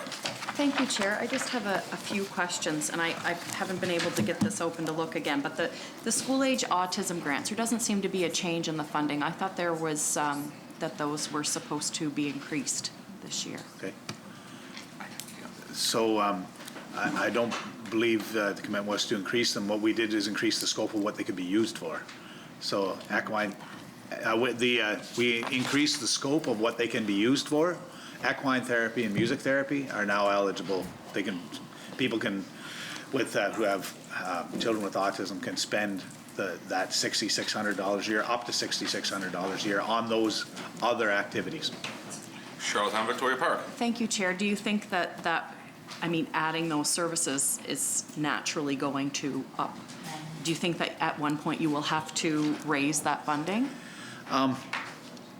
Frankly, Lane can maybe talk to some of the analysis that was done, but my understanding was that, in fact, some parents weren't tapping into the full amount because really it was limited to hiring somebody to do things with your child. That's what I understand. And so it should be sufficient. Should be sufficient. Charlottetown Victoria Park. Thank you, Chair. So a lot of what we've been hearing is that a lot of people haven't accessed that program because they don't know about it. Some of the advocates in the community have been telling us about that. So that might be something that you look at. Is there a way, the new webpage that's going online now for autism services, perhaps you could collaborate with the Minister of Education and make sure that parents are aware of that program? Yeah, let's get the word out. Absolutely. Yeah. Charlottetown Victoria Park. Thank you, Chair. And there's also no change in the childcare subsidies. Could you speak to that a little bit? I can. If you note in the forecast for 2021, due to COVID last year and some people being home, we saw the utilization decrease. So this year, the budget that's in there is based, we typically base it on utilization from the previous year. Now, knowing that it was a COVID situation for 2021, we decided to keep it status quo. But the estimates are based on kind of historical utilization. There's no cap on this program, so that's how we estimate it for the previous, subsequent years. Charlottetown Victoria Park. Thank you, Chair, because I was going to say, wondering with the new pre-K program, how we would support parents who needed it if that didn't go up. So you're saying there's no cap. If it's needed, it will be delivered? That's great. These are budget estimates, and so the actuals are based on need. Thank you, Chair. Charlottetown Victoria Park. I have one. Okay, that makes my next. I was just going to ask about the increase in spaces and how the childcare subsidy may be affected there, but it sounds as though if it's needed, it is there. Yeah. There's criteria that are in place to determine who qualifies, and if people qualify, they will get the help. That's my goal as minister. We're here to help people. All right. Thank you, Chair. Charlottetown Victoria Park. That's good. Thank you. Charlottetown Belvedere. Thank you, Chair. Looking at the accessibility supports program, there's the overall line item on that is $30,969,200, which is an increase of $3.5 million. Could you give a breakdown of what that budget line encompasses in terms of primary line items? Sure. So within there, again, similar to the child care subsidy, we base it on utilization of the program in a previous year. So about 800,000 of that 3.4 million would relate to that. This year's through the Assured Income program, we're looking to do increases to funeral, shelter, and optical rates. So that falls under the Assured Income. And we do have a provision in there for expansion of our Secure Income program of $2.3 million. Charlottetown Belvedere. Okay, so to be clear, the Assured Income Program, which is the kind of base supports that are provided to people under the accessibility supports, use the same policies as social assistance. So if you're increasing funeral, shelter, and optical, you're doing that for both people in receipt of assured income and people in receipt of social assistance? 'Cause That's it's the correct. Same policy? Yes. Yeah. Yes.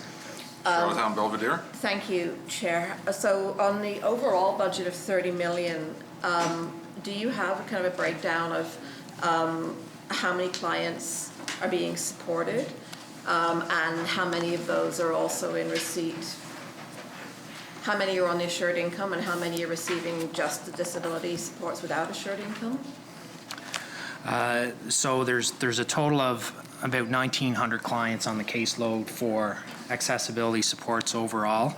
Okay. And I believe, I don't have the exact number, but I believe it's about 1,000 clients of those are associated with the assured income piece of it. Charlottetown Belvedere.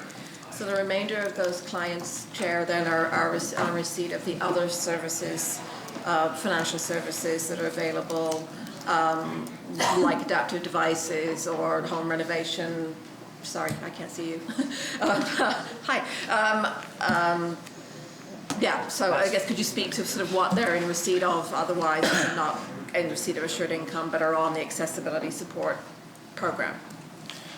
Right. So through the accessibility support, they would receive support, as you mentioned, for assistive devices, community living supports, technical aids and assisted devices. There's also support for medical, dental, and optical, just as a few as an example. Charlottetown Belvedere. Thank you, Chair. So some of these questions, that are around the program then, because we know that the assured income and social assistance are looking at the same policies, I'm going to ask questions, but they're related to the application of those policies across both. Is that okay? Because they're going to be the same set. Yeah. Right, true. So you mentioned that you're going to be doing an increase to funeral, shelter, and optical rates. Can you advise what those increases are going to be and how you determined what the increase?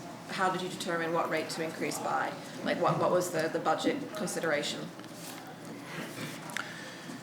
Sure. So for the funeral increase, it's about it's a 50% increase. So it's increasing to a cap of $3,750.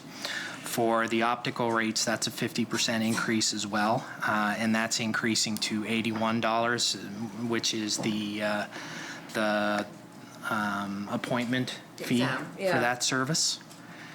Sure. Yeah. Charlottetown Belvedere.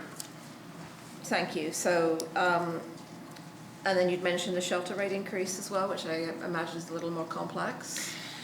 Yes. So the shelter rate increase is aligning the rates with our per unit rates that we have for our housing services program. So it would be based on the number of bedrooms within a unit. Right. So in the case of, for example, if you look at a single, based on the previous social assistance rate, it was $588. That would increase to $793. So.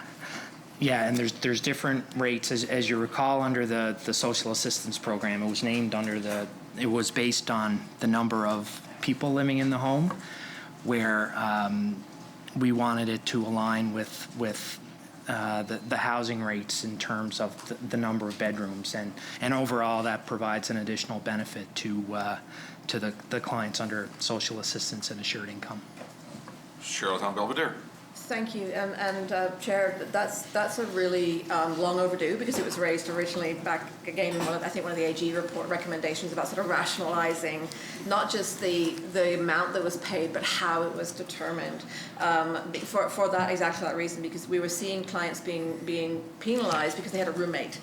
in terms of the assessment of the income in the home versus which I know is still a consideration, but yeah, the assessment based on what is available in the market, and then having a relatively aligned market rate that is used to determine the eligibility.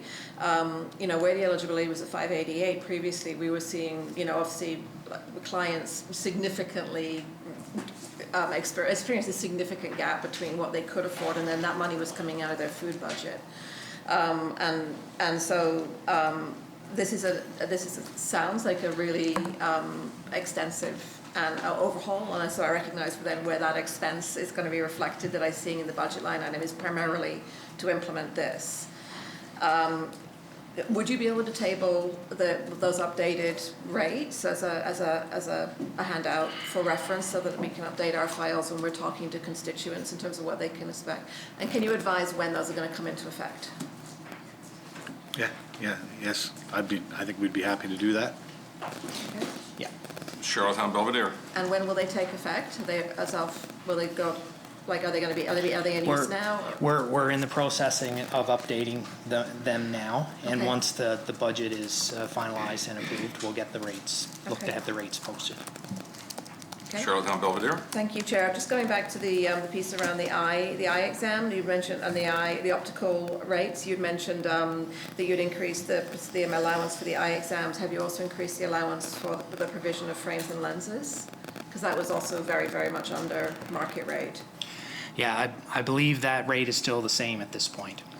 Okay. Charlottetown Belvedere. Is there any chance of that being reviewed, given that is also an aspect of the challenge? And we did discuss this on the floor in motion with motion 30, that it is a real barrier to people being able to access the care they need.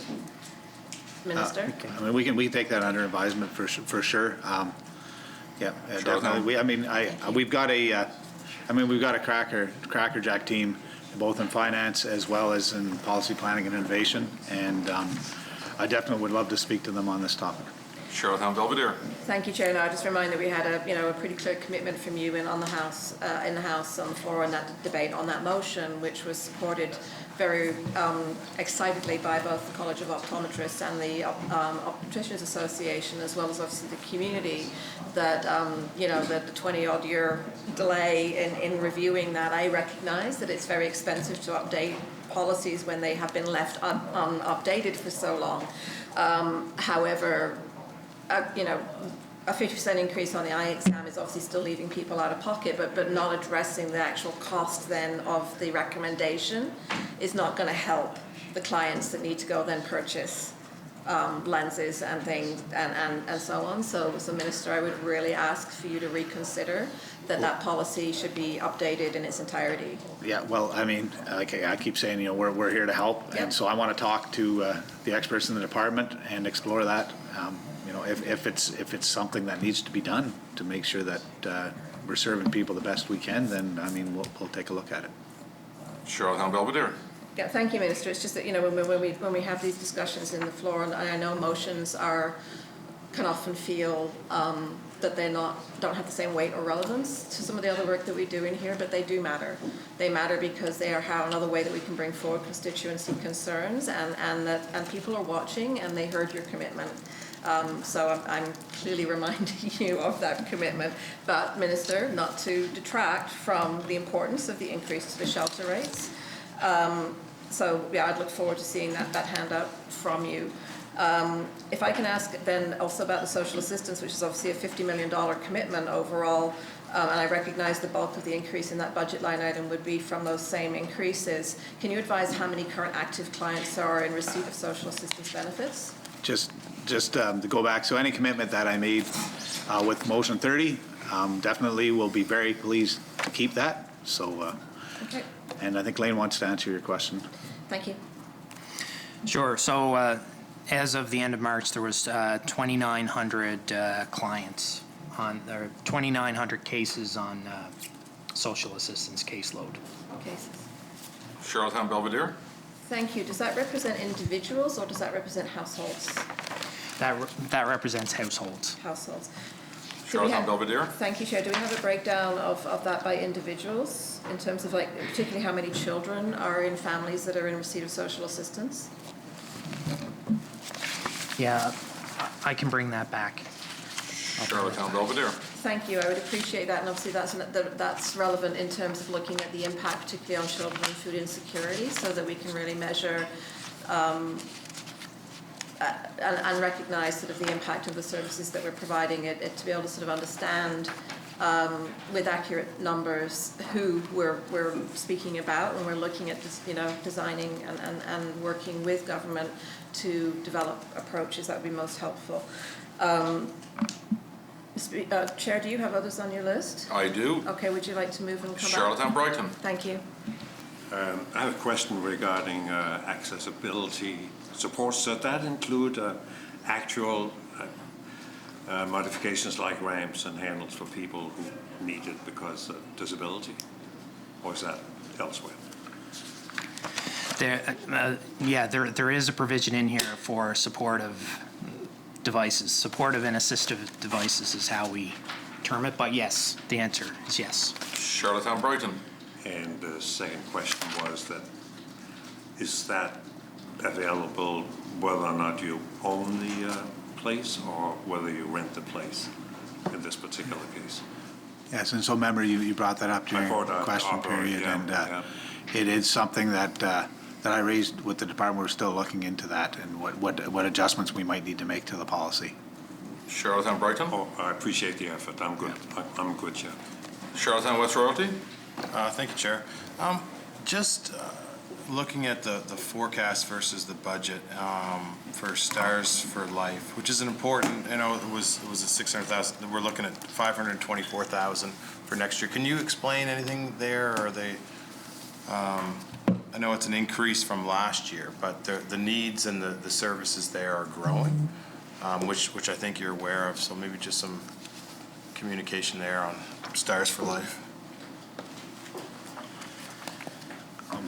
Yeah, so, I mean, when it comes to autism, of course, we have an autism coordinator that works across multiple departments, because there's a piece in education, a piece in health, and a piece in social development and housing. And so the role that Stars for Life plays is an important one, especially when people age out of school-age supports. And so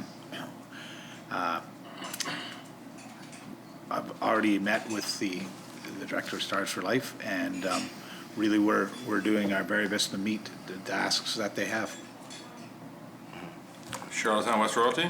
Yeah, and it's very important, and I've talked to them too, and they're working on various business plans to expand things, and I know they're getting support, and I appreciate the work done there. It's just we talk about autism supports, which is well covered in here in the school age system, and like you said, it ages out. All those kids age out, and the parents cause a lot of stress. So it's something that I continue to advocate for, and I think they do an amazing work. And there is supports there from this government, and I mean you've done well, and I just want to make sure that we're looking at that consistently. Great. Yeah. Charlottetown West Royalty. Out of the 107 FTEs in this area, is there any positions identified or any at all the program areas as representing a diverse community?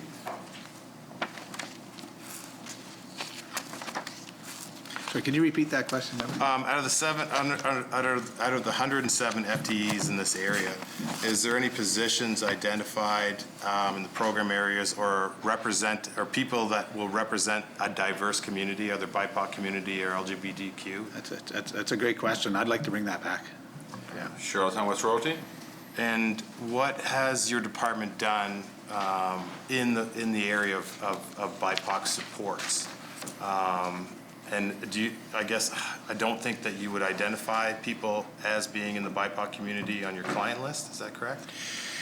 Yes, so I mean, I'll fully admit that is not a discussion I've had with the department specifically as to what are we doing for BIPOC supports, and I'm glad you're raising that. And as always, if you have any input on that, I'd be very happy to hear that. Any advice you have, be willing to take. I don't believe we do that sort of identification for our clients. I don't know, Elaine, do you know that? I don't believe so. But Charlottetown West Royalty. And it is becoming an important, I talked about it before, about how there needs to be further outreach to that community in various ways, because they often suffer and don't take up government programs. So there is some things there that I would definitely like to talk to the minister about, and I think this government has said on various occasions that they would do things. It's been a year since, almost a year, and June 5th would be the anniversary date of the march, and you know, I'd like to work with the minister and talk about those things. So, and then this is, of course, an initiative that is really across all of government, right? And I know that the Minister of Economic Growth, Tourism and Culture has been taking a lot of the lead on this file, and I believe has a comprehensive plan going forward, and is going to possibly engage a third-party company to really help out in this area and across government, and we'll make sure social development housing is involved in that. My final question, has your department looked at diversity training at all for its employees, or are you pursuing anything in that avenue? I know it's a little bit off that topic. But. No, it's a great question, and I don't know if you know the answer, Lane. I think we have to bring that back. Yeah, we can bring some of that back. I know through the Public Service Commission there has been diversity training made available there, but there's also within our budget there is funds there allocated for professional development of staff, which diversity would be considered part of that. Yeah. But I mean, I think that's important that we have, you know, diversity, equity, and inclusion training really, and other sorts of training that enables our frontline workers to work the best way they can to support all of our clients. And I know the member from Charlottetown, Victoria Park, talks about a trauma-based approach a lot, you know, and that'd be something, again, haven't really dug into that yet, but these are all things to take under advisement, really want to talk to the department about. Charlottetown West Royalty? That's it for me, Chair. Thank you, Minister. Okay. Charlottetown Belvedere. Thank you, Chair. Couple of just follow-up questions regarding the rates that are used for social assistance and assured income. Are those going to be indexed going forward? Is that something that's been considered or discussed in budgeting at all? We have, as part of recommendations from the Auditor General, we're establishing a process to review those rates every year. So that's part of that process right now. But as far as indexing discussions, those haven't been formalized. You know, and as a relatively new minister, this is not an area I've had a chance to discuss with the department. But just like I've been saying, that's great feedback. It's a really it seems on the surface, at least, to be a good idea. I mean, if we're talking about you know, helping people out, and we want to make sure they have the money that's tied to the amount that things cost, it would seem to make a lot of sense. But again, we've got a crackerjack team, both in finance and policy and planning and innovation. So I really want to talk to them as the experts to see what analysis they've already done on that. Charlottetown Belvedere. Thank you, Chair. Yeah, and you know, to be clear, what the Auditor General pointed out is that it is legislated that those rates are reviewed on an annual basis, and the recommendation was that because that had not been happening. And so, you know, I recognize that review doesn't necessarily mean increase, and that we need to be clear about. I understand that, but obviously what we're seeing is and it's not this government, it's every successive government going back, because obviously we've got policies that haven't been touched for 20 years, and they are complex and so on, but the context on that is that it is, in the long run, easier to manage sort of smaller incremental increases and keeping on top of it, rather than having to do these huge, you know, $10 million at a time bumps, which are much harder to budget for, and they if you do that, you're having to choose what else doesn't get done. So obviously, you know, one of the things that I've been very vocal about overall is to see these rates more accurately reflect the actual cost of things, and one of those is around food. So we had you know, a significant increase at Christmas 2019 to food rates that was the biggest increase that I think had ever happened in one go. But now food rates are again behind where they need to be to allow people to actually cope. So I recognize it sounds like there isn't an increase to food rates this year, and Minister, that would be the next, it's always a priority, especially with food insecurity being an issue. Would that be on your radar on a go forward? It's a great suggestion. It just seems, like I said, it seems to make a lot of sense to do that. So I definitely want to look at that for sure, and I want to talk to experts in the department to see how we would do that, if it makes sense. Charlottetown Belvedere. Thank you. You had mentioned the secure income pilot, and I had already asked you about sort of some more details on that, and that you've put an increase in there for $2.3 million, which is a significant amount of money. Can you give any information on the floor about that, or do you have a brief? I haven't had a chance to look at the handouts and whether you put it in there, or where are we with kind of updating the House on what's going on with that pilot? So the 2.3 million represents, if you recall, on the initial pilot, it was to it was towards the clients for accessibility supports. So this represents expanding the program into the social assistance program, identifying clients that are facing barriers to employment. So that's what the additional funding represents, is expanding it from AAS to include both the social assistance program as well. Charlottetown Belvedere. Thank you. So does that kind of gives a hint that the secure income pilot is tied to workforce? And is that the primary goal of this, is to provide additional funds to help people enter the workforce? No, it would be for those that are permanently exempt from employment, that would not be able to access employment. Okay, so the opposite. Charlottetown Belvedere. Right, and we know that there are, like, statistically, a large number of people who are on social assistance or accessibility are not able to enter the workforce, you know, either on a short-term or long-term basis for many reasons. How many participants then are there currently on the secure income pilot? What's the number across the caseload? So currently within the accessibility support piece, there's about 100 clients that have been assessed to be part of that program. And I believe with the extension into the social assistance side, we're looking at in the range of roughly about 500 to 600 clients that could be eligible based on our preliminary review of our caseload. Charlottetown Belvedere. Okay, and what does the secure income pilot provide financially to those participants? So the intent of the program was to bring those clients that are exempt from employment closer to the market basket measure. Mm-hmm. So basically, it would be in addition to the allowances that they would already be receiving now through social assistance and assured income.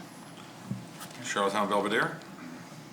Okay, and you had mentioned sort of your assessment of caseload and determining eligibility. Is there kind of a set of eligibility criteria in how you're selecting who is participating in this program?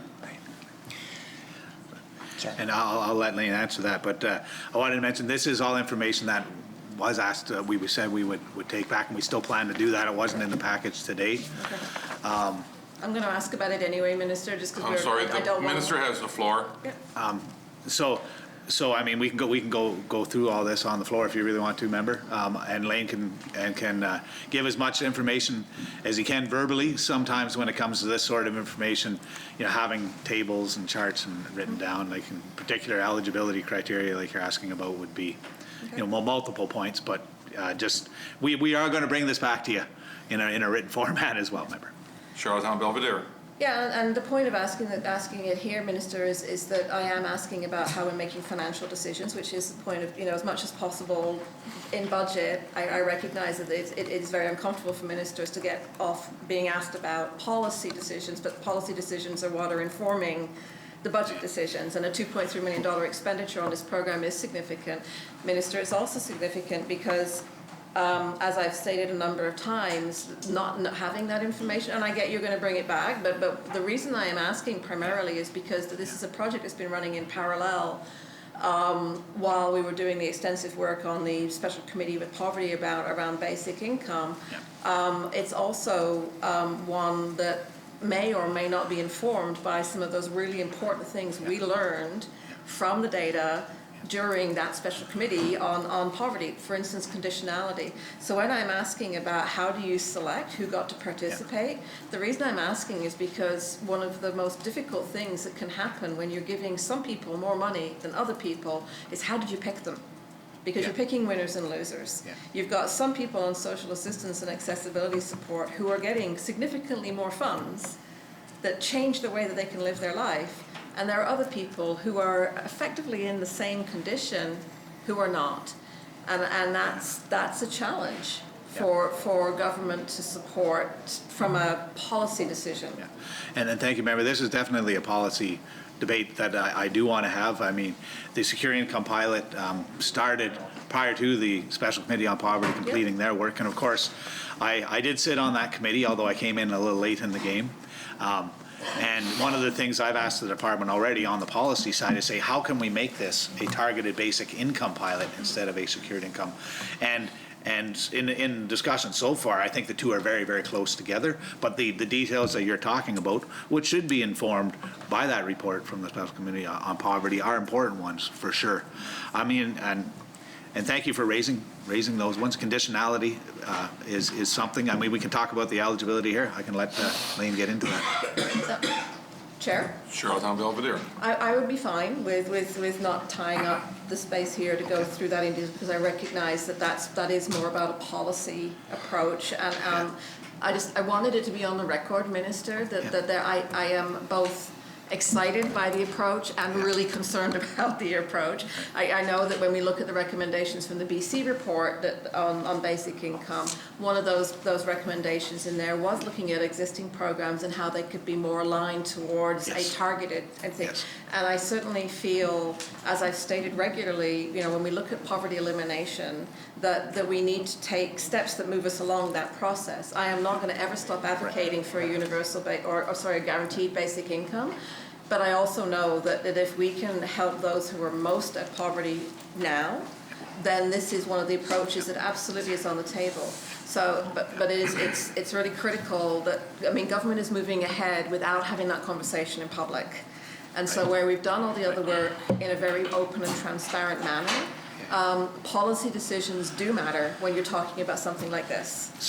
So my goal is to transition the Secure Income Pilot to a targeted basic income, in particular informed by that BC report that recommended that, and as well, the Special Board of Community on poverty.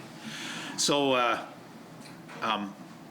thank you for that suggestion to make the discussion around it more public as possible. I mean, my goal, I think I've stated before, is I want to be as transparent as possible because I think that's the way government should operate, and I think it's the best way to get the information we need to come up with the best solution in the end as well, get input from everybody. So we'll do that, and I look forward to collaborating on it.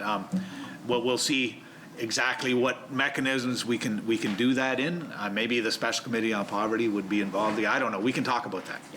Charlottetown Belvedere. Thank you, Chair. No, and I appreciate the clarity of you stating your position on what your intention is, because that does allow us then to sort of say, okay, how can we help move this forward rather than being a barrier, right? And but obviously I have concerns, so why don't we follow that up offline? And for now, I am comfortable with that information on the understanding that we're going to have a much more robust conversation. We've got a lot to talk about, Exactly. remember? We've got a lot to talk about. Charlottetown Belvedere. Thank you. So my last piece on this section is around the dental program. The dental program. And there were two pieces to this, Minister. One of them was that the existing policy is incredibly restrictive. I have spoken about this in the House and how it really limits what options are available to clients that other than their front teeth, it requires their teeth to be pulled. So that's one piece. The dental piece is still under health. Okay. Yeah. So is there no provision for cost for that under social, none at all? Not at this time. Okay, well then, that means that you're off the hook on that bit. However, Chair, if I may, I will again, Minister, reiterate that in terms of a policy, which is incredibly difficult to justify, the policy on terms of what dental services are provided has to also be looked at within social assistance and accessibility. So when the program becomes available in health, it is still not being restricted by the application of the policy that's in social assistance, which says pull the teeth out. Okay. Right, so that there is a connection between what your department will sign off on, even if it's being paid for out of health. I'll verify exactly what the policy is, and definitely that's the sort of change I have no problem committing to make that sort of change. Yeah. Okay. Charlotte Belvedere. Thank you. So question for you, Minister, and for your stranger is there any other commitment that had been made under the social services that we have not talked about that you feel that I should know about?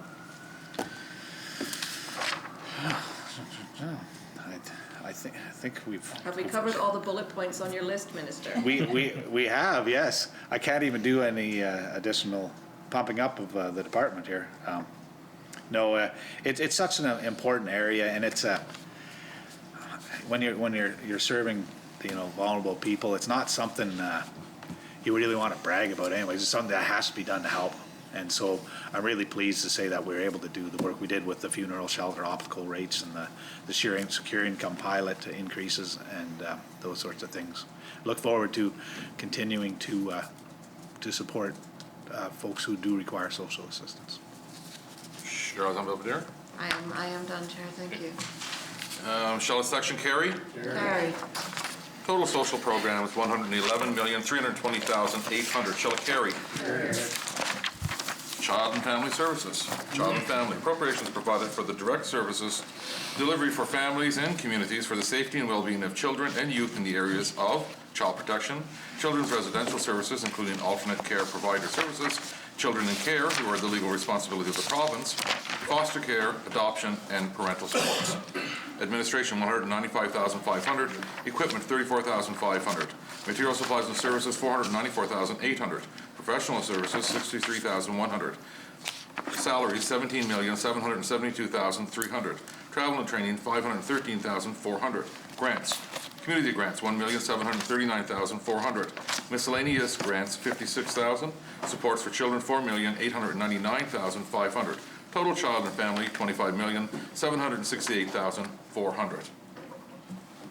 Charlottetown Victoria Park. Minister, I'm just wondering what your relationship is with the Child and Youth Advocate. Wondering if you consulted with that office on this section of the budget.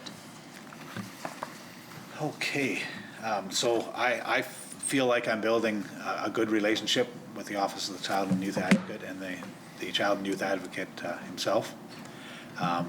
We've talked on a number of occasions on a number of issues.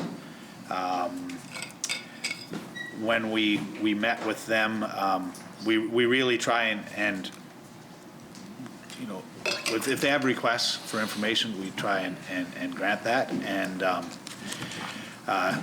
any consultations on the budget would have been just a little bit before my time, but in my meetings with the Child and Youth Advocate, that hasn't come up. If there was any input to the budget, I haven't received it, but I think when it comes to our relationship, in many ways, I mean, they're a relatively new office, and in many ways, I will say that as a Department of Social Development and Housing, we're still learning how to work together and learning how the legislation applies, and it's a challenging process, but I feel like we're making good progress, and we look forward to making sure that every area that should be consulted on is, and learning how to best engage the Office of the Child and Youth Advocate. So, of course, children and youth are advocated for in this province the best they can be. Charlottetown Victoria Park. Thank you, Chair, and I appreciate that because within your department, within every department, children are greatly impacted by all of the decisions we make, including the budget. So the adoption records opened up recently, and I'm wondering if you can talk about what that rollout was like in the department, and if the demands are more or less than had been anticipated. That is a great question. I think I'd like to take back the numbers for you.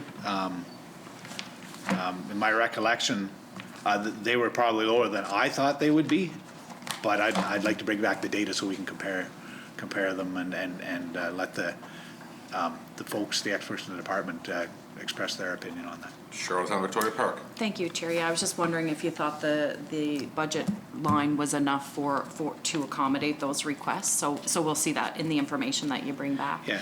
And again, when the department put together the budget, they put together a line that they felt was enough, right? And as minister, I didn't see any reason. There's been no information brought to my attention that would say otherwise. Charlottetown Victoria Park. Thank you, Chair. So according to a departmental briefing note, the PEI Rape and Sexual Assault Center saw an increase of wait times for clients in the first quarter of 2020. That's the most recent data that we have. Have wait times improved for this service? You know what? I'd like to get back to you on that one. I want to consult as well with the minister responsible for the status of women. Charlottetown Victoria Park. I appreciate that, and I know this is a bit out of the scope, but I just want to throw it out there briefly. The fact that the PEI Rape and Sexual Assault Center they obviously do amazing work for those 16 and above, and so I would love to throw at your department to consider. I recognize it's a community organization, but what services we may be providing for youth under the age of 16 years who have been sexually assaulted. Because it's kind of people are often trying to find those services and just not able to find that specialized service when we're dealing with sexual assault. Thank you for raising and given that. our high numbers as well on PEI, No, thanks for raising that point. Yeah, thank you. Charlottetown Victoria Park. Thank you, Chair. So in a past budget, the government provided funding to hire a part-time trauma therapist specializing in Indigenous culture. And they provide this service to Indigenous persons 16 years of age and older. Do you know if the program has seen a good uptake?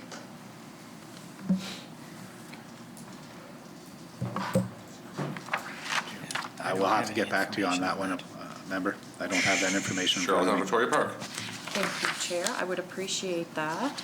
I'm just wondering if you could speak a little bit about the Child and Family Services transformation that's underway.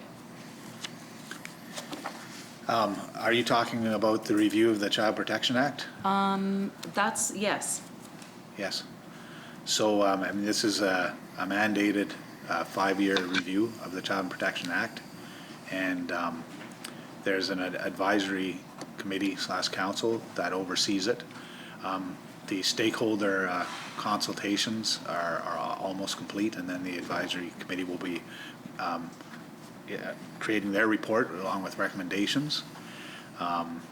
We engaged a third party to conduct that review, and they'll be the ones helping the advisory committee put together that report. We have worked with the Office of Child and Youth Advocate on that, and they provided feedback about the review process and criticisms. And in fact, I'm meeting with the Child and Youth Advocate this afternoon to discuss that.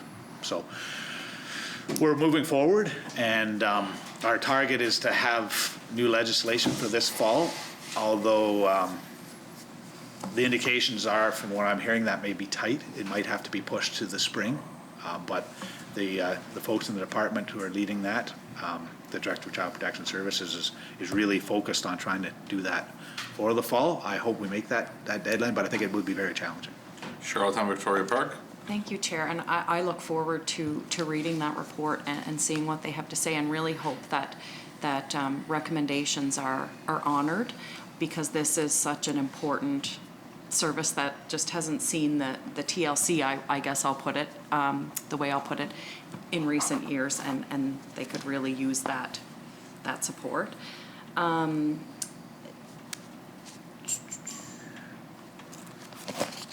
So some of the outcomes that the province was seeking through this review are improved reporting on system operation and performance, improved role clarity, improved coordination and collaboration amongst child family services and staff and with partners. This is a bit different.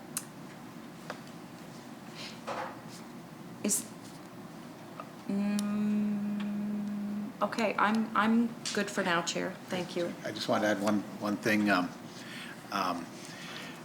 When it comes to the Rape and Sexual Assault Center, in fact, we're transferring the budget for that over to the status of women. So it would be Department of Education, Lifelong Learning, and the Minister responsible for status of women. And we really feel that it'll be a good change and add additional focus to it. I thought we were doing a good job, but I just wanted to make you aware of that, member.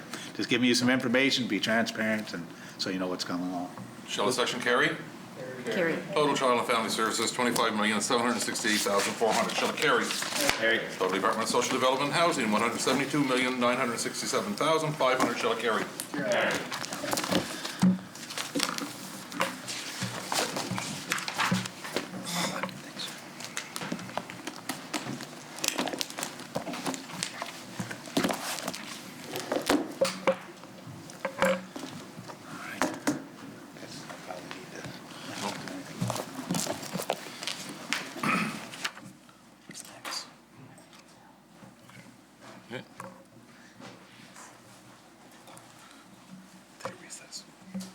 Honourable members, we'll take a short recess to transition back into the next department.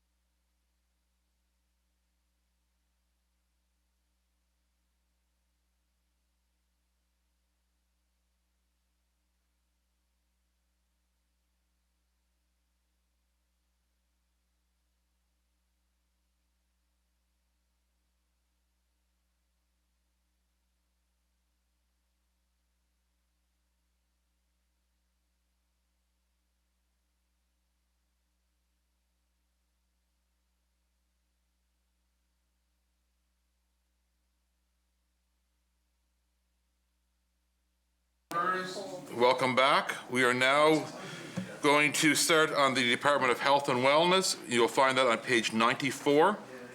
A request has been made to bring a stranger onto the floor. Shall it be granted? Granted.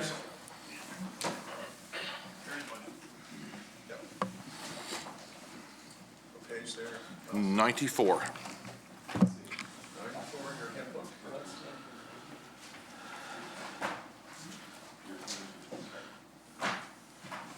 Good afternoon. Would you please state your name and position for answers? Karen Stanley, Director of Finance. Thank you very much and welcome. Did you have, Minister, did you have anything to begin with? You just want to dive right into this section? Dive right into it. Great. Ministers, Deputy Minister's Office. Appropriations provided for the administration of the Ministers and Deputy Ministers' offices. Administration, $22,700. Equipment, $1,500. Material supplies and services, $7,500. Salaries, $535,500. Travel and training, $12,700. Total Ministers, Deputy Minister's Office, $579,900. Tyne Valley Sherbrooke. Chair, the Premier recently announced the creation of a new Assistant Deputy Minister position of mental health and addictions. So is that position reflected in this section? It normally would be, but it is not reflected in the figures that are provided here. In the event, what we would certainly anticipate is that the salary that will be associated with that, one of two things would take place. Either that there would be sufficient dollars within the budget overall in savings or what have you that would look after that. In the event that there were not, it would have to go back for a special warrant. Tyne Valley Sherbrooke. Okay. So why isn't it included in this budget? Why isn't it? Well, I think you look at the number of initiatives through health and wellness and subsequently health PEI, but with regard to mental health and addictions, that it reflects the importance of having a dedicated deputy minister, assistant deputy minister for mental health and addictions. The decision on that was made subsequent to the budget being put together, the final decision, I should say, and that's the reason it's not reflected here. Tyne Valley Sherbrooke. So that's a decision was made in a fairly short timeline then. Can you tell me about how that decision came about? As I said, it reflects the commitment and the importance of mental health and addictions. Tyne Valley Sherbrooke. Okay, it's confusing to understand why in the short time span from when this budget was created to now, the recognition that mental health and addictions is a serious issue on this island. There's a lot of work to be done. That revelation would have just come just then at that short time. So can you just tell me a little bit about how that, I recognize that the decision was made because mental health and addictions is an area that requires additional focus. I hear what you're saying there. But how did that decision come about? Where did you, what was the process? The process was just as I had already reiterated. You look at the number of initiatives, additional funding for mental health and addictions. It is a very obviously an extremely important file that we have to continuously look at what the requirements, how we can improve going forward. And certainly one of the decisions made as to how we could improve is to have a dedicated assistant deputy minister for mental health and addictions. Tyne Valley Sherbrooke. Thank you, Sharon. Sorry, did I hear you correctly in that you expect there will be enough extra funding in the budget somewhere to pay for this position? And if not, then what? Sorry, just explain that to me. It would require a special warrant. Tyne Valley Sherbrooke. Okay. Just a general question at this point, I guess, starting off. Are there a lot of areas that we can expect to see in this throughout this section of the budget in the department where there might be the need for a special warrant where there's not been allocated funds in advance? No. Tyne Valley Sherbrooke. That's good to hear. So what are the expected goals of this new position? What exactly will this new assistant deputy be working on? Well, you look again at the new initiative. Certainly one of the ones is the PEI Center for Mental Well-Being. The Assistant Deputy Minister will be involved quite heavily, and that's just one of the examples. Tyne Valley Sherbrooke. Okay. So can you tell me a little bit about the relationship between the new Assistant Deputy Minister of Mental Health and Addictions and the Executive Director of Mental Health and Addictions? How will they work together? What different responsibilities will they have? Can you clarify that? It's teamwork, working together. Tyne Valley Sherbrooke.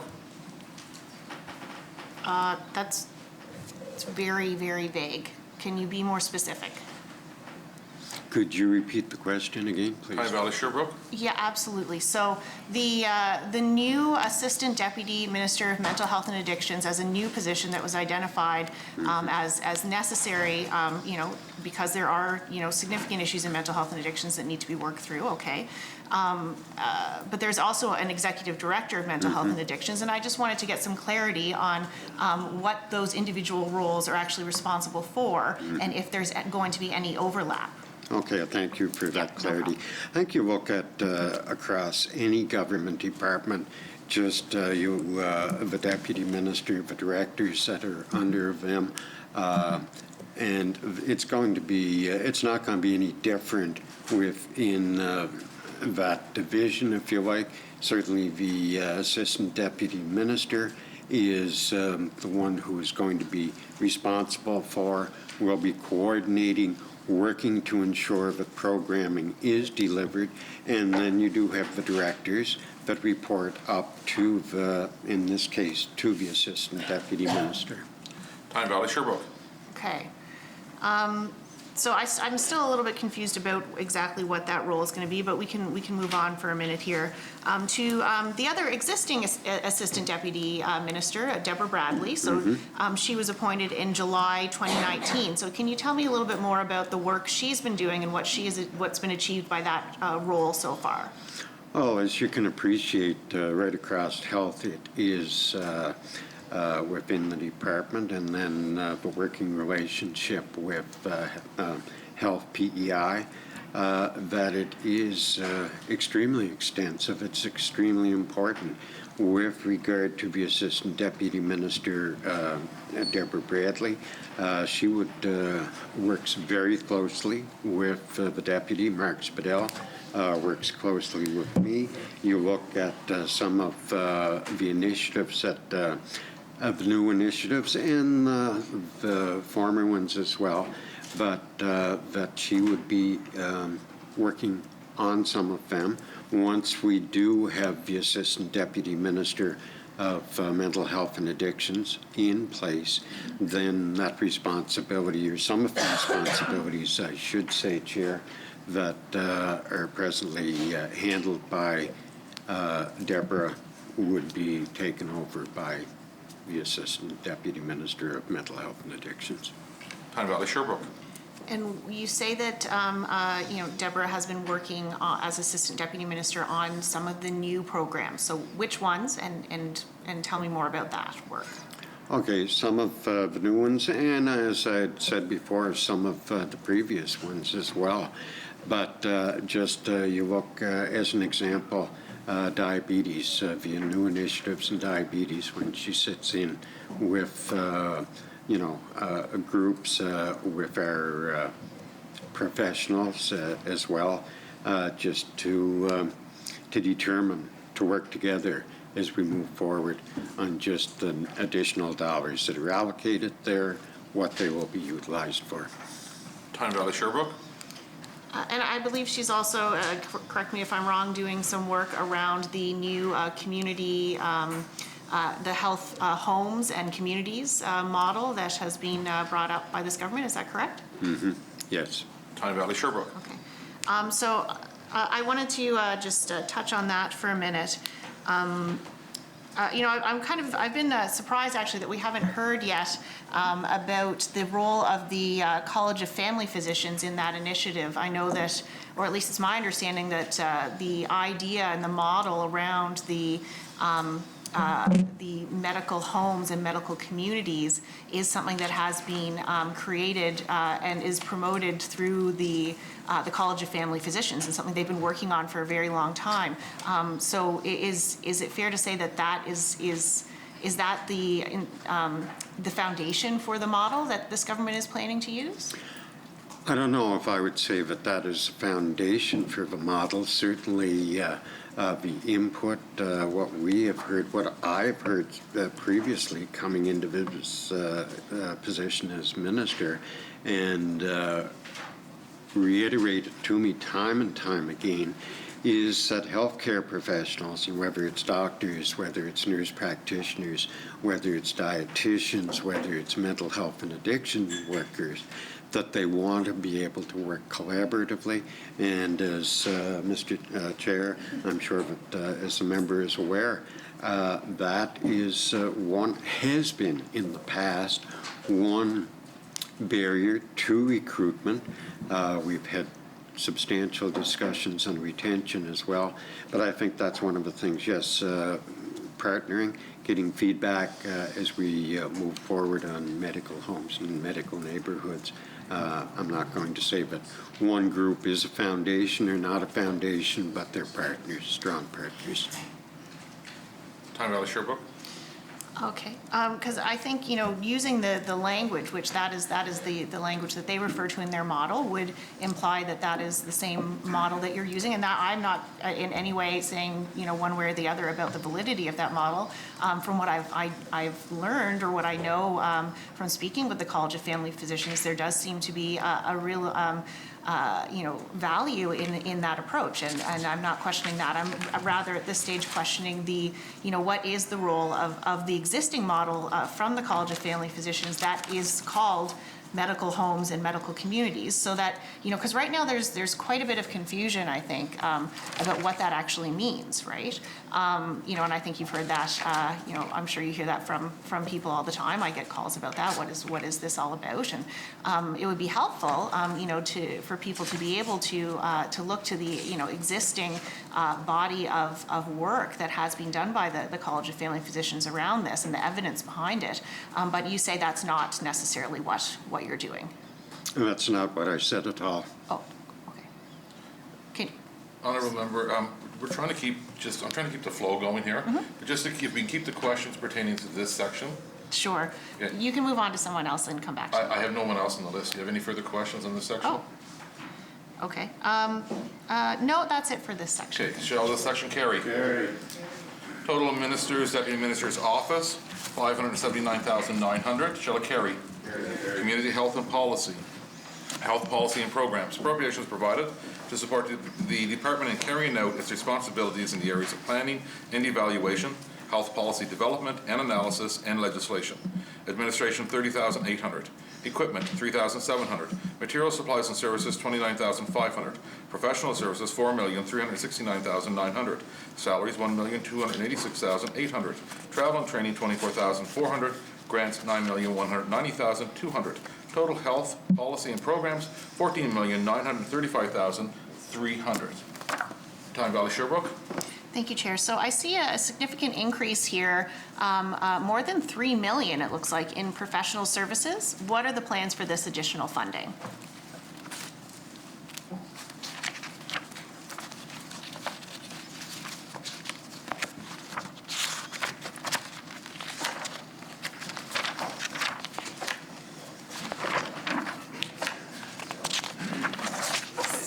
Sorry, that's me. I'm trying to get switched over. Most of the funding increase is actually related to the virtual care project. And we're outsourcing that to a third party, and that's all 100% offset by federal revenue. Time Valley Sherbrooke. Thank you. So when you say a third party, so is that all related to the Maple contract then? No, actually none of it's related to Maple. Maple is within Health PEI. Okay. Time Valley Sherbrooke. That's good to know. So in which third party would you be referring to here then? So So far, we have been using Jevity. I am not 100% sure if they will be doing the work afterwards. We're still in the planning stages. Tyne Valley Sherbrooke. And what do you mean by afterwards? Like, for how long will they be working on this? So they've done the initial plan. I'll have to get back to you on whether or not they're doing the additional work on it. Tyne Valley Sherbrooke.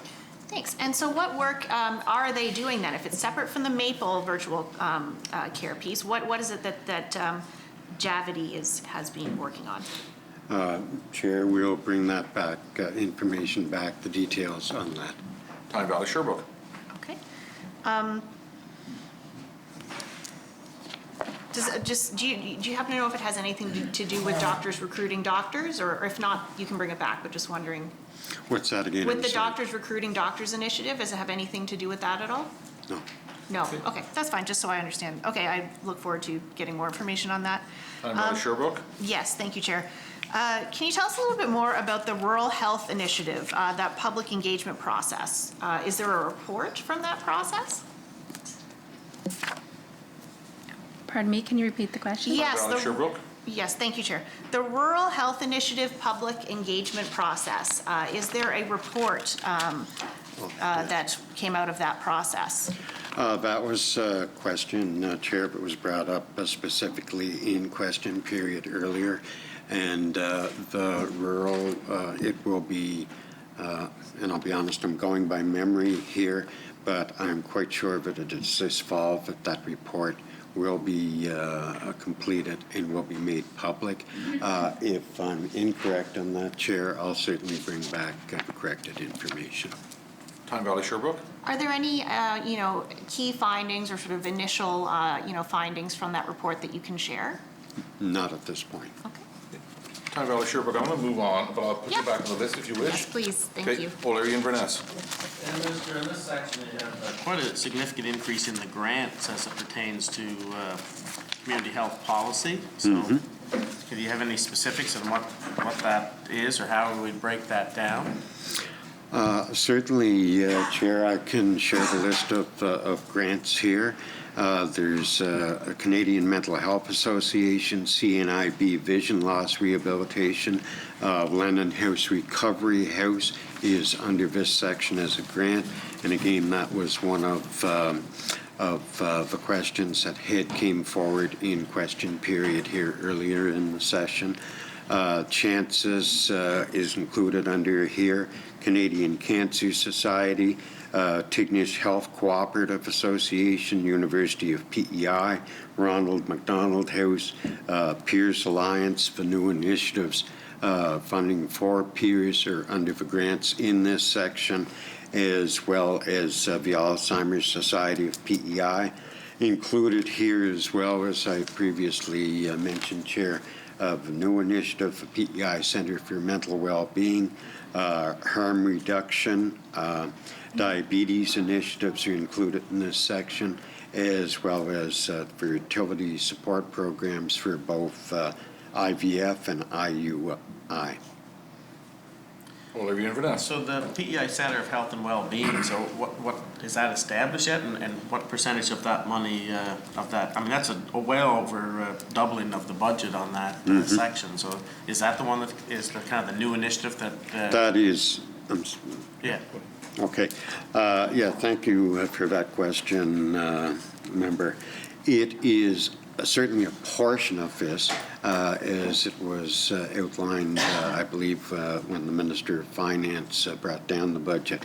It's a total of $3 million for the PEI Center for Mental Well-Being. O'Leary Inverness. And where's that located, or will be located? It's, again, a good question. I think that's one of the things that we do need to provide us clarity on. It's not an infrastructure center per se.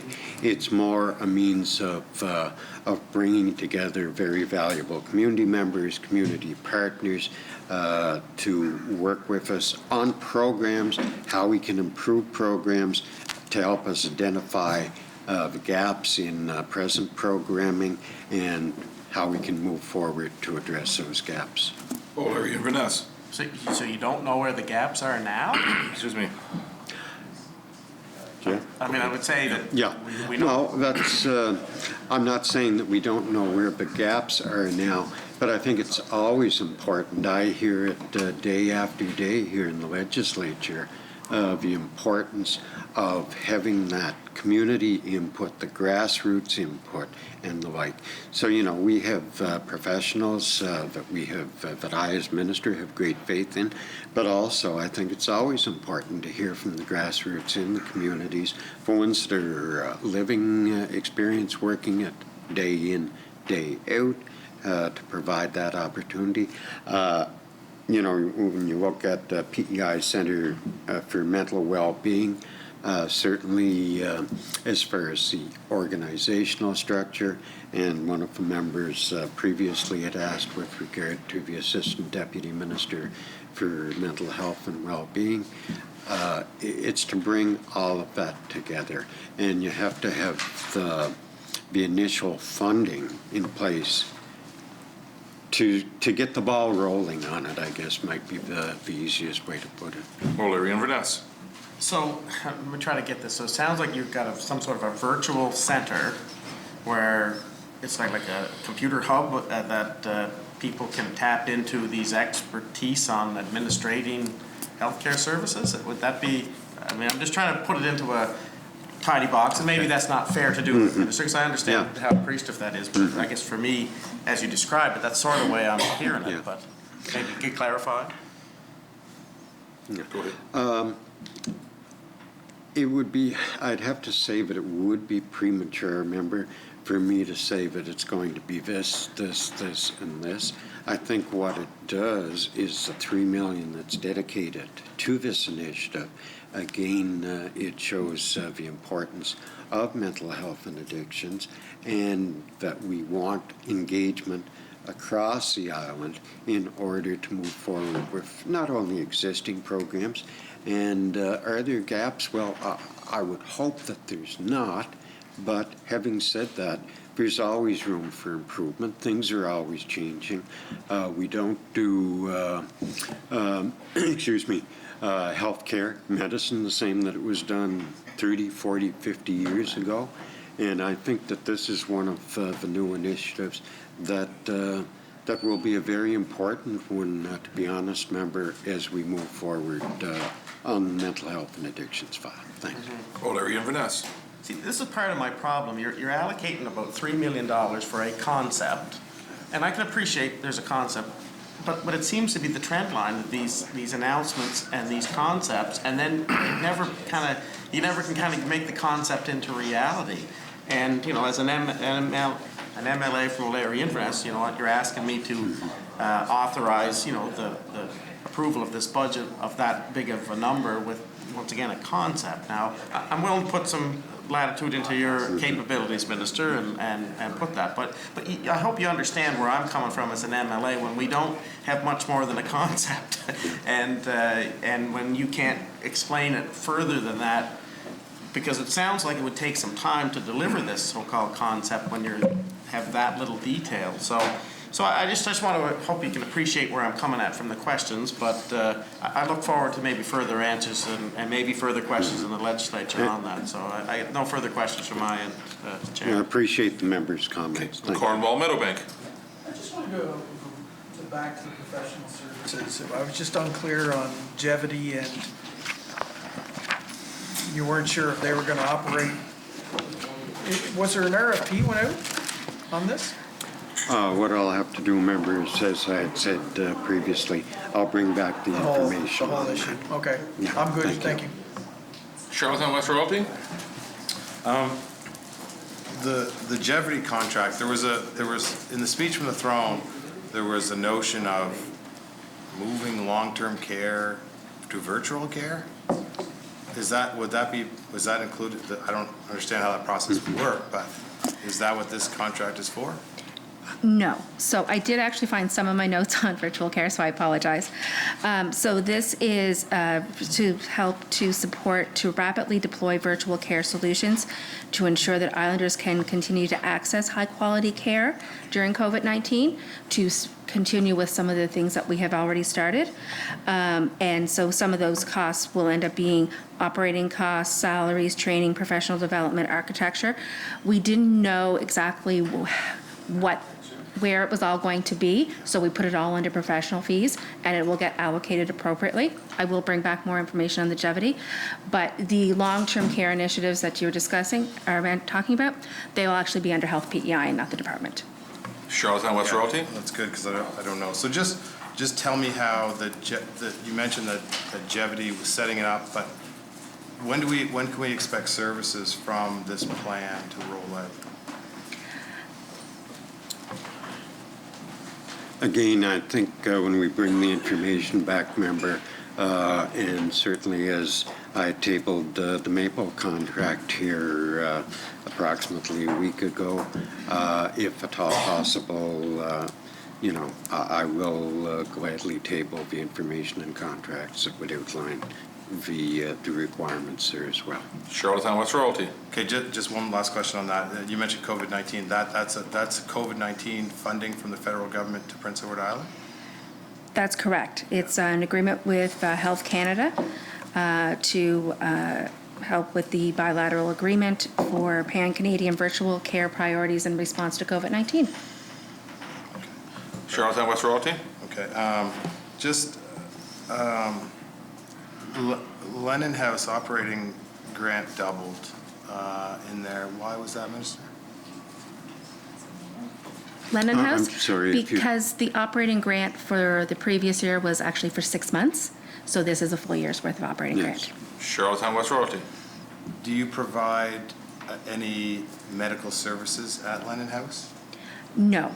What we provide funding for is accommodations, and so there's no, we don't do any medical services.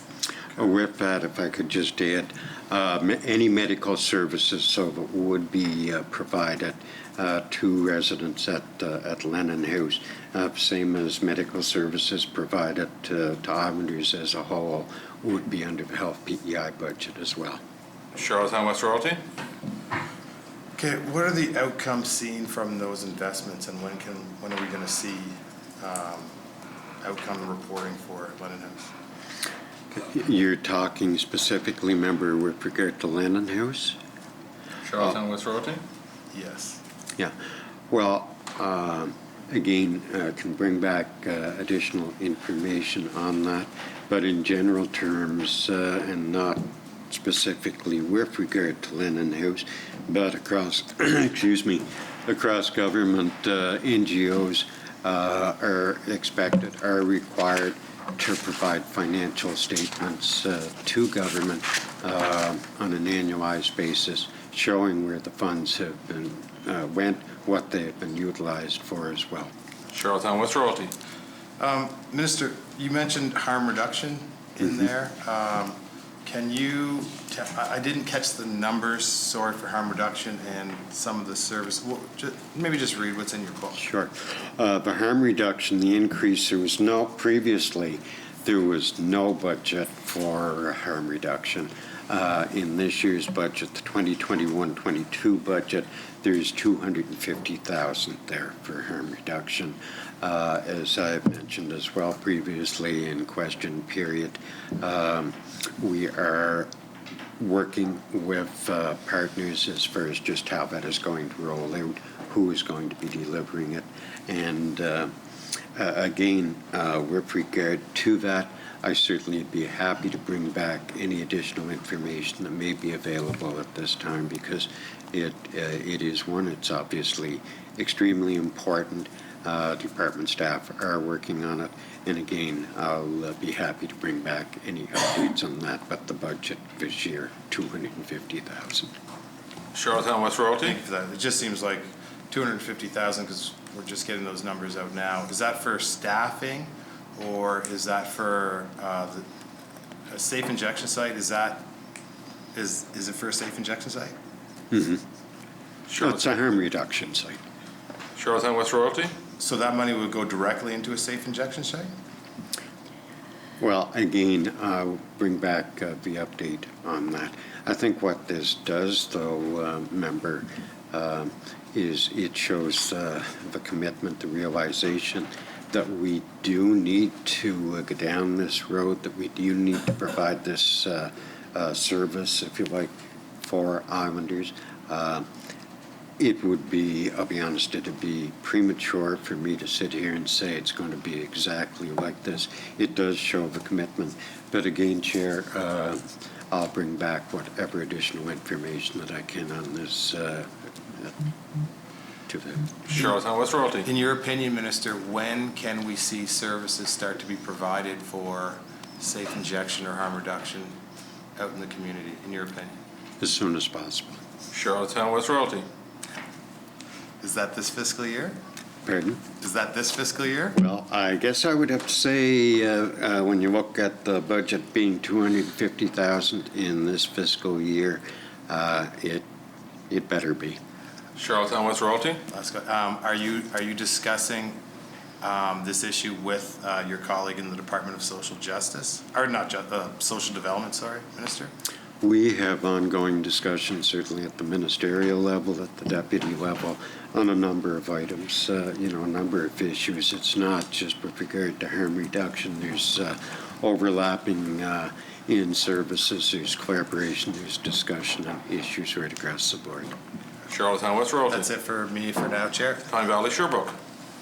Thank you, Chair. So just quickly, I know that you've said you're going to bring back the information on the virtual care and Javity, but I know that we might possibly pass through this section. So I want to ask one more question that you may not be able to answer now, but I'm hoping that it will also come back, okay?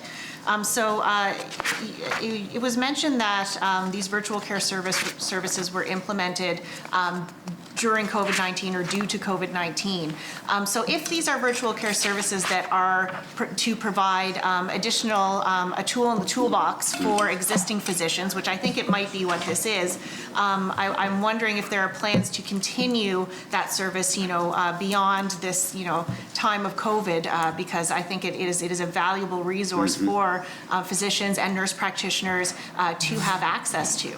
Yeah, and again, I'll certainly bring back whatever additional information, but I do appreciate the members' comments. I think as we move forward, it's one of the things, as the term that the member used, tools in the toolbox, that we're not providing, nor should we be providing services the same as we were 30, 40 years ago, and that technology can be a valuable tool in the toolbox. But certainly to the member's point, we'll bring back that information, whatever additional we can. Thank you. Tyne Valley Sherbrooke.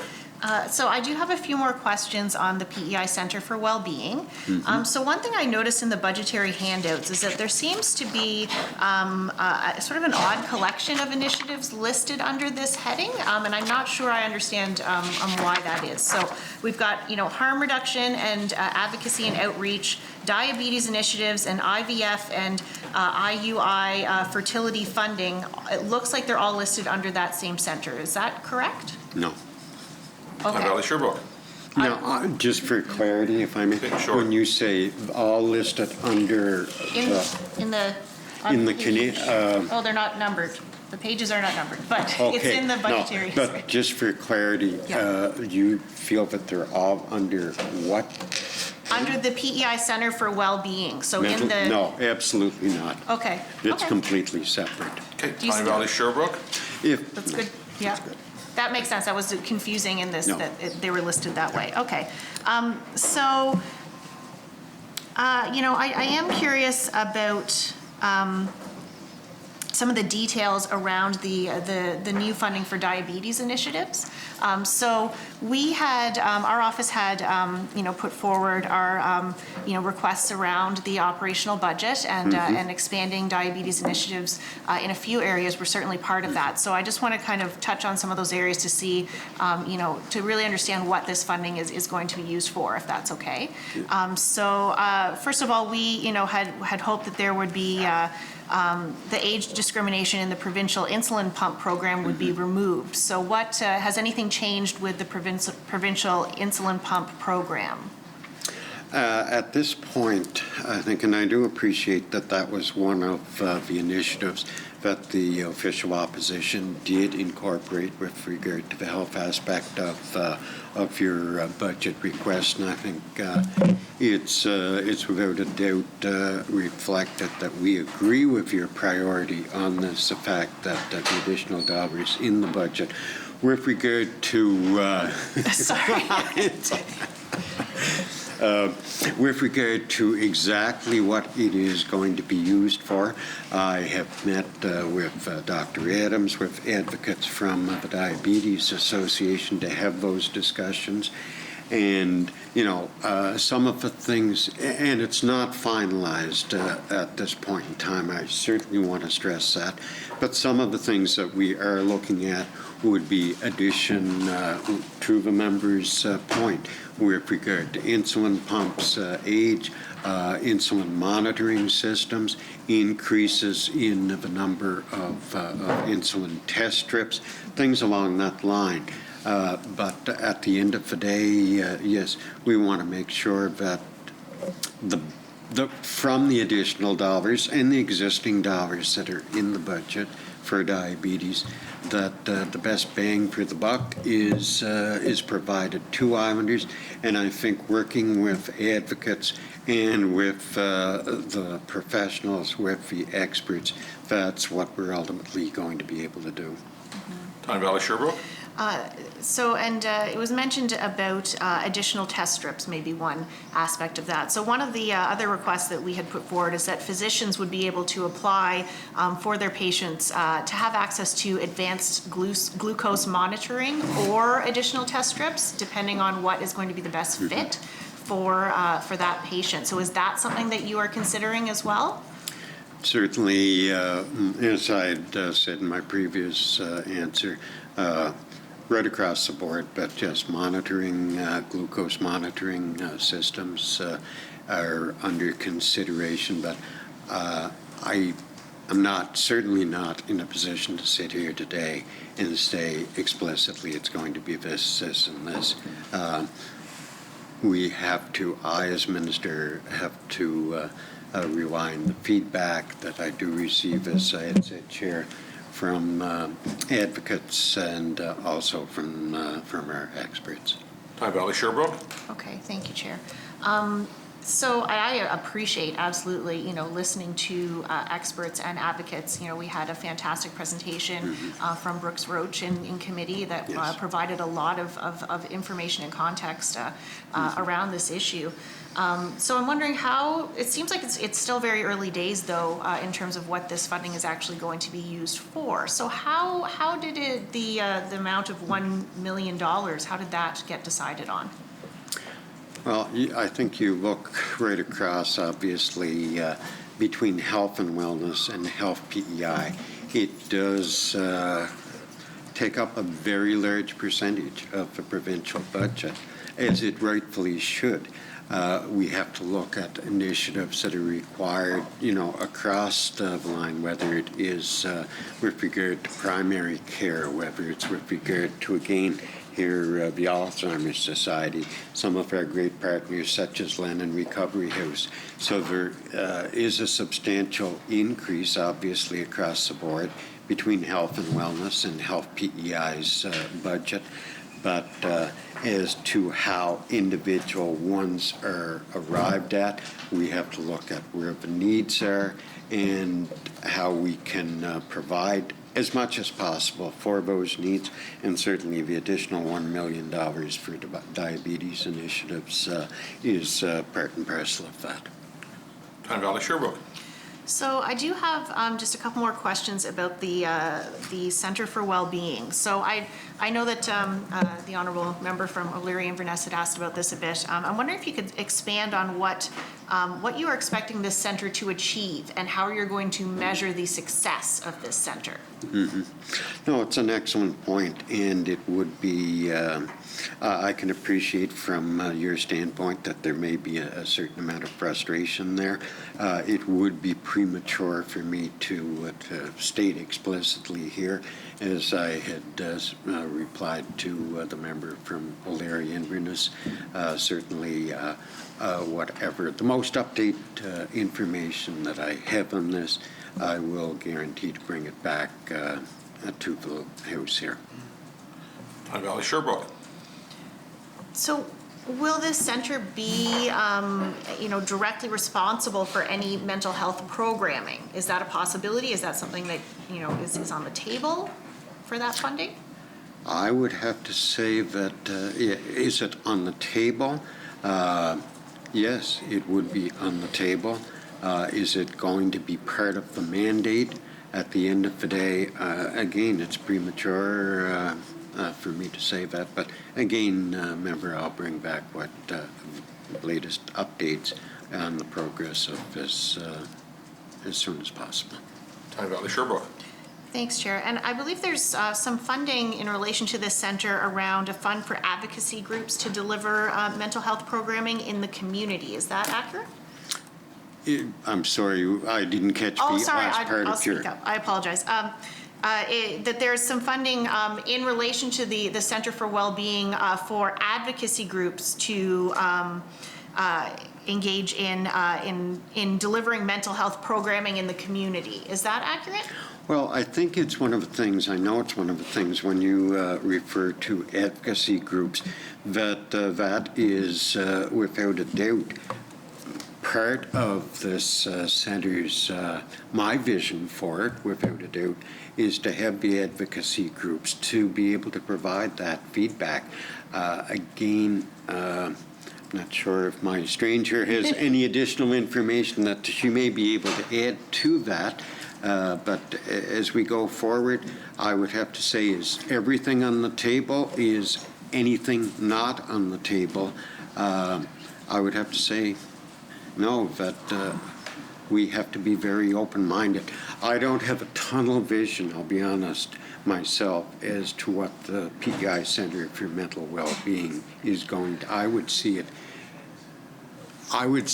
evolving as we move forward, but certainly a very, and again, from my perspective, a very important initiative. There is some funding. It's anticipated that there will be funding for advocacy groups and other groups. There is some funding for grants included in the $3 million. Tyne Valley Sherbrooke.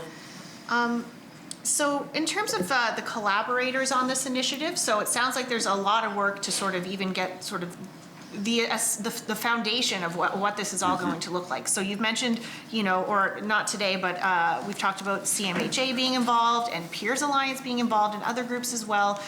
Will there be funding for each of these organizations to participate in the initiative, as well as perhaps for additional, maybe some of the grants? Is that where the grant money goes? Well, that's an excellent question. I think you had mentioned Peers Alliance. There's additional funding for Peers Alliance in the budget of $250,000, and that's completely separate from the Centre for Mental Wellbeing. Okay. Tyne Valley Sherbrooke. But in terms of their the work they would be doing, because you're saying it's getting different organizations together, different groups, including Peers Alliance and other groups. That's going to take work, right? That's going to take time and resources for them. So are they expected to take that out of the funding that has been given to them for their operational funding and other programming, or is there funding specifically for those organizations to be part of the PEI Centre for Wellbeing? Excuse me. Well, the first $200,000 for Peers Alliance is for expanded programming, and that would be for their expansion, or the expansion of programming that they presently provide or that they can build upon. Then there's additional $50,000 for a youth outreach worker, which, member, I do understand that it was previously funded, but it was not actually incorporated into the budget. The fact that it's incorporated into the budget this year is, again, from my perspective, a positive move, and shows our dedication or our partnership with peers. Time Valley Sherbrooke. And so do these organizations have, autonomy and choice in that, perhaps they have already allocated the funding that they're going to use on different programs and that their staff in different areas, and in order to participate in the Center for Wellbeing would require additional funding? I mean, do they have the choice to opt out of this if it's not a priority for their organization? I think as we move forward on this and the emphasis, the importance, again, of mental health, mental health and addictions. The point that you raised, member, is certainly a valid one. Is there going to be additional expenses for whatever reason incurred by some of the organizations, NGOs, but we would absolutely, as a government, want to participate, to provide input into the Centre for Mental Wellbeing. We are not expecting any of our partners, whether it's peers, whether it's CMHA or what have you, to have to dip into their existing funds in order to participate and to be a valuable partner here. So, at the I guess the answer to your question would be no, we do not expect them to have to dip into their existing funding streams in order to participate, because at the end of the day, we want them at the table. Time Valley Sherbrooke. That's very good to hear, and an absolutely critical point, because it sounds like from the description that there's still a great deal of work to go into even figuring out what the Center for Wellbeing is going to be. So it is critical that organizations have additional funding support to participate in this initiative. So thank you for clarifying that. Those are all the questions I have for now. If I could, Chair, I wanted to state my agreement there, and I think it's also critical that they are at the table to provide that input as we, as we put not only the foundation but the framework and build upon this. Thank you.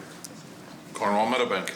Just a quick question. So the funding that's going to Pierce Alliance, is that the consumption site funding that you're talking about, or is this over and above? So they will. That's completely separate, member. Cornwall Meadowbank. That's all I had. Thank you. O'Leary Inverness.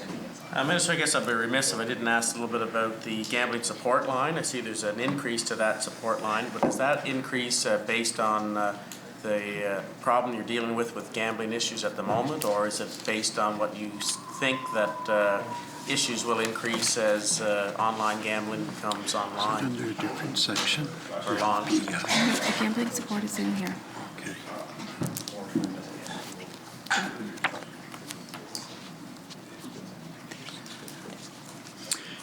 Just says call center services, gambling support line, 50,200.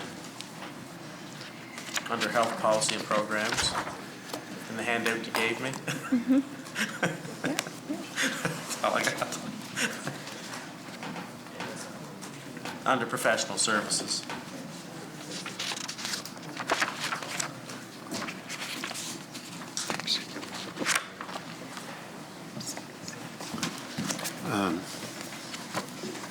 So Chair, Yeah, just give them a moment to try to find the answer. Yeah. So we are actually hoping to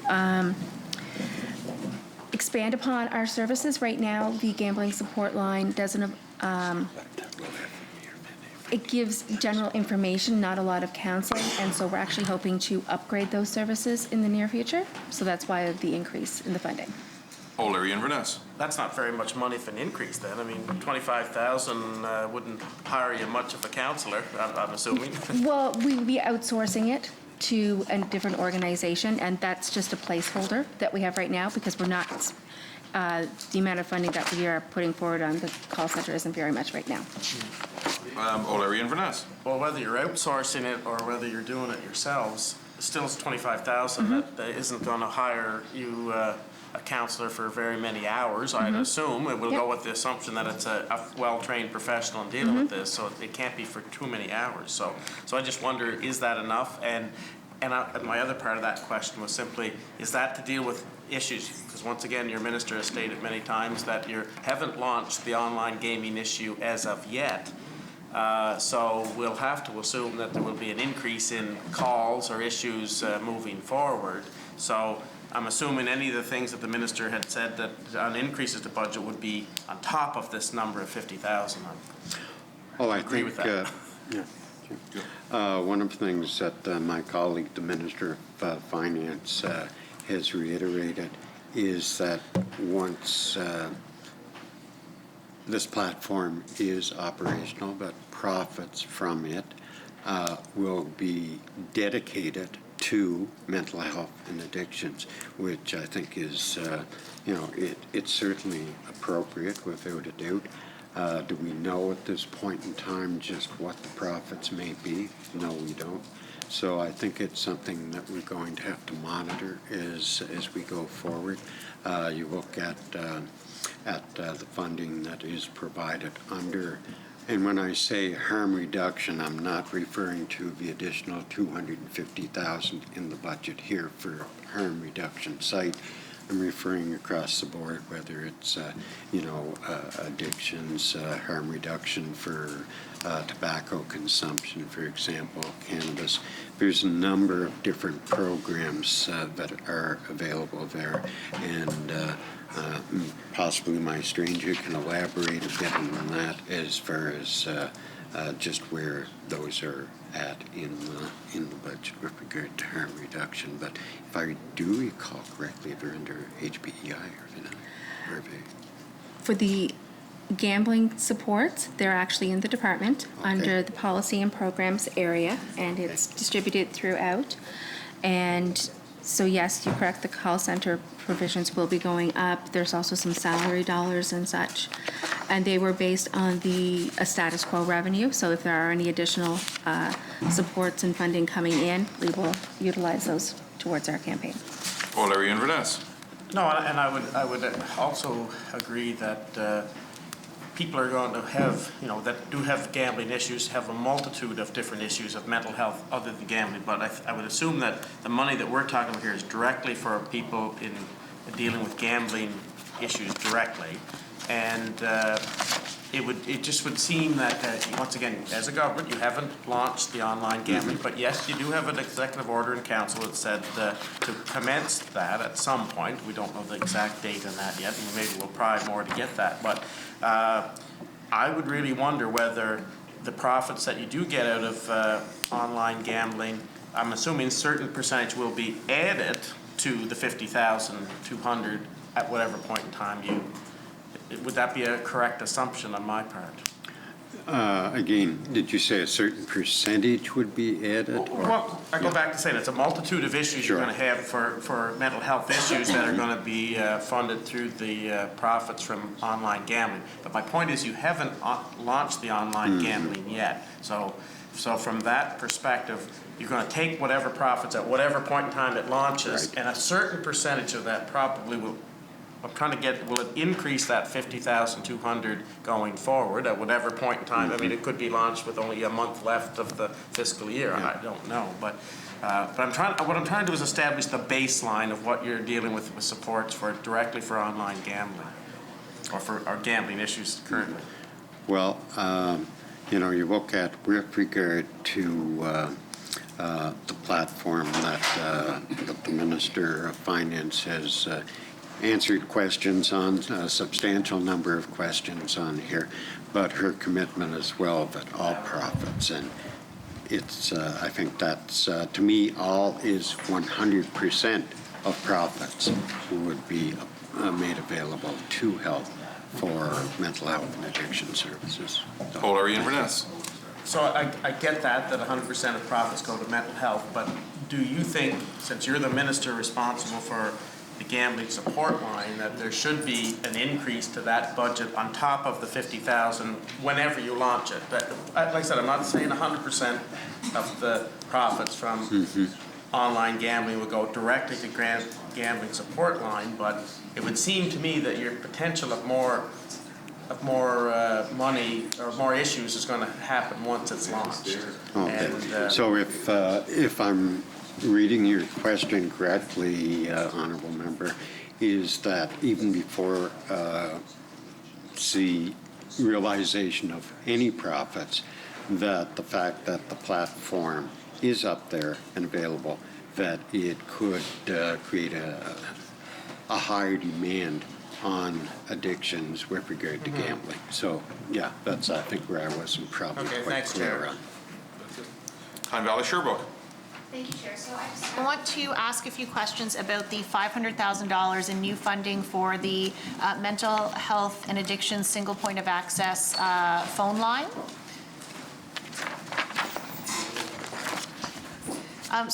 First of all, is this the same same service that's referred to as a 24/7 island-wide mental health and addictions access center in the 2018 Mental Health and Addictions Master Plan?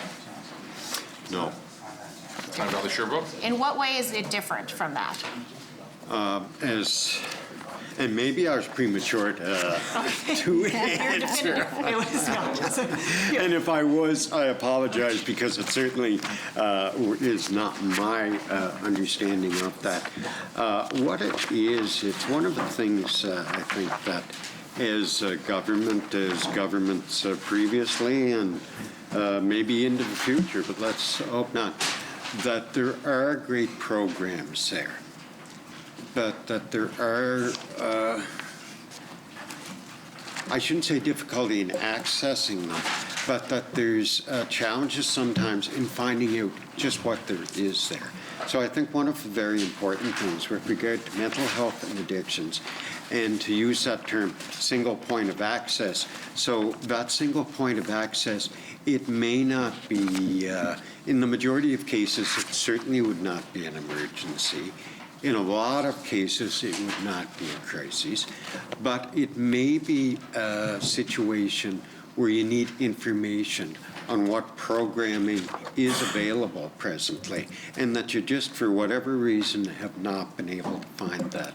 So with regard to the single point of access, that, to me, that's sort of it in a nutshell. It's that I call, I've got a specific concern, question as to what is available, and then I am told what is available and to have that follow-up made. So. Tyne Valley Sherbrooke. Can you clarify then the difference between this new phone line service and, let's say, the 811 phone service that we currently have? On that, bring back information, any information that I don't cover here, but certainly my understanding is that the single point of access is going to be specific to mental health and addictions. That's my understanding as well, yes. Tyne Valley Sherbrooke. And so will this single point of access phone line be staffed by on-island health professionals with the ability to assess and refer patients to programs? Yes. Tyne Valley Sherbrooke. So it was yes. Okay. So I asked that as well because I noticed this isn't listed under health and wellness, or sorry, this isn't listed under health PEI, it's listed under the Department of Health and Wellness. So does this mean that the phone line staff will not be healthcare professionals through health PEI? That's, that's an excellent question, and I'm sure at some point, sooner rather than later, but we're going to have a discussion with regard to mobile response and the like. But I think, too, what we have to look at is that we have to work together, whether it's health and wellness, whether it's health PEI, whether it's other government departments that provide services. Social development and housing budget was just on the floor here previous to health and wellness. But there's a number of our clients, I will say, that there is an overlap there, for example, with seniors, certainly. So we have to be able to work together. To me, at the end of the day, is it important? To me, at the end of the day, the important thing is that the dollars are there to provide the programming and the funding for Islanders. Tyne Valley Sherbrooke. Okay, so you did mention just now the mobile mental health unit. So is this phone line in some way connected to that initiative? Should be, yes. But I will be, if I'm inaccurate on anything that I say here, I pledge that I will bring that back to the legislature. Tyne Valley Sherbrooke. So who will be staffing this phone line then? It would be staffed on the island by healthcare professionals. Tyne Valley Sherbrooke. Okay, because I would like you to bring back some more information on this, because if they're, these healthcare professionals, I would think would be people who have to be employed under Health PEI, not through the department. That seems like a confusing. Yes, I'll bring back details okay. on that. That would be good, thank you. And there's also some collaboration with CMHA on this initiative, is that correct? On single point of access, Yes. I will bring information back on that as well. Tyne Valley Sherbrooke. Okay, so I also noticed there's a new budget line for the Alzheimer's First Link program, $221,000. So can you tell us a little bit more about that program? I'm sorry. Okay. Yes, with regard to First Link program that's provided through the Alzheimer's Society, as I understand it, there's two different programs that are provided by the Society. Both of them have been provided just exclusively in the Charlottetown area, and certainly my understanding of the additional funding or the funding here for the Alzheimer's First Link program is that it will enable the Society to provide that funding, or that program, I shouldn't say that funding, but that programming outside in the more rural areas of the island. Tyne Valley Sherbrooke. Okay, and I just have, I have one more question here. I noticed there's no budget for legislation review. So do you have, do you have any plans to review any of your department's legislation? The budget for legislation review actually would be in, to a large extent anyway, within the staffing component. Tyne Valley Sherbrooke. So do you have plans then to review legislation? Is there anything you can give us any more information on that? Areas of focus for There, certainly I've had the discussion with staff that, of legislation that we do need to review. Some will be most likely coming forward in the fall, some in the spring session of 2022. It would, as the member is aware of it, there is a process as to what legislation is brought forward, when it is going to be brought forward. Then we go into consultation, the collaboration, discussions with the opposition and the third party. So for me to say that a certain act is going to be brought forward, it would be much premature, but that process is underway, certainly. Tyne Valley Sherbrooke. All right, so no hints on what's being worked on. Okay. Good try, good All try. right. That's all for now, Chair. Thank you. Charlottetown West Royalty. Thank you, Chair. The primary care and senior health services increased by about $70,000. What was this investment targeting? That would be assisting with the primary care roadmap, and that would be for any professional services that we needed to outsource in addition to what our staff does. Charlottetown West Royalty. Okay, what would some of those outsourced services be? At this point in time, I'm not sure. The bulk of the primary care roadmap funding is within Health PEI. This would be for any policy initiatives that we may need. Charlottetown West Royalty. Okay, so we just don't know what, maybe could you bring back some information on that? Certainly. And, just like to have a look at, because that's an important area. I mean, if we're looking at that coordination between the department and Health PEI. So, that's it for me, Chair. Shellett Section Carry. Question. Charlottetown Victoria Park. Thank you, Chair. I'm just wondering if you could talk a little bit about the Best Start funding. I noticed that it didn't, it has no increase.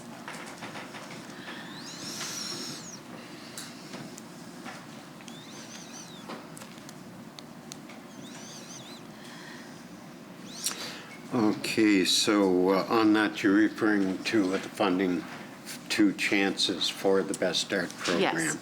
of the information, and if there's additional, I'll certainly bring it back. But there's two different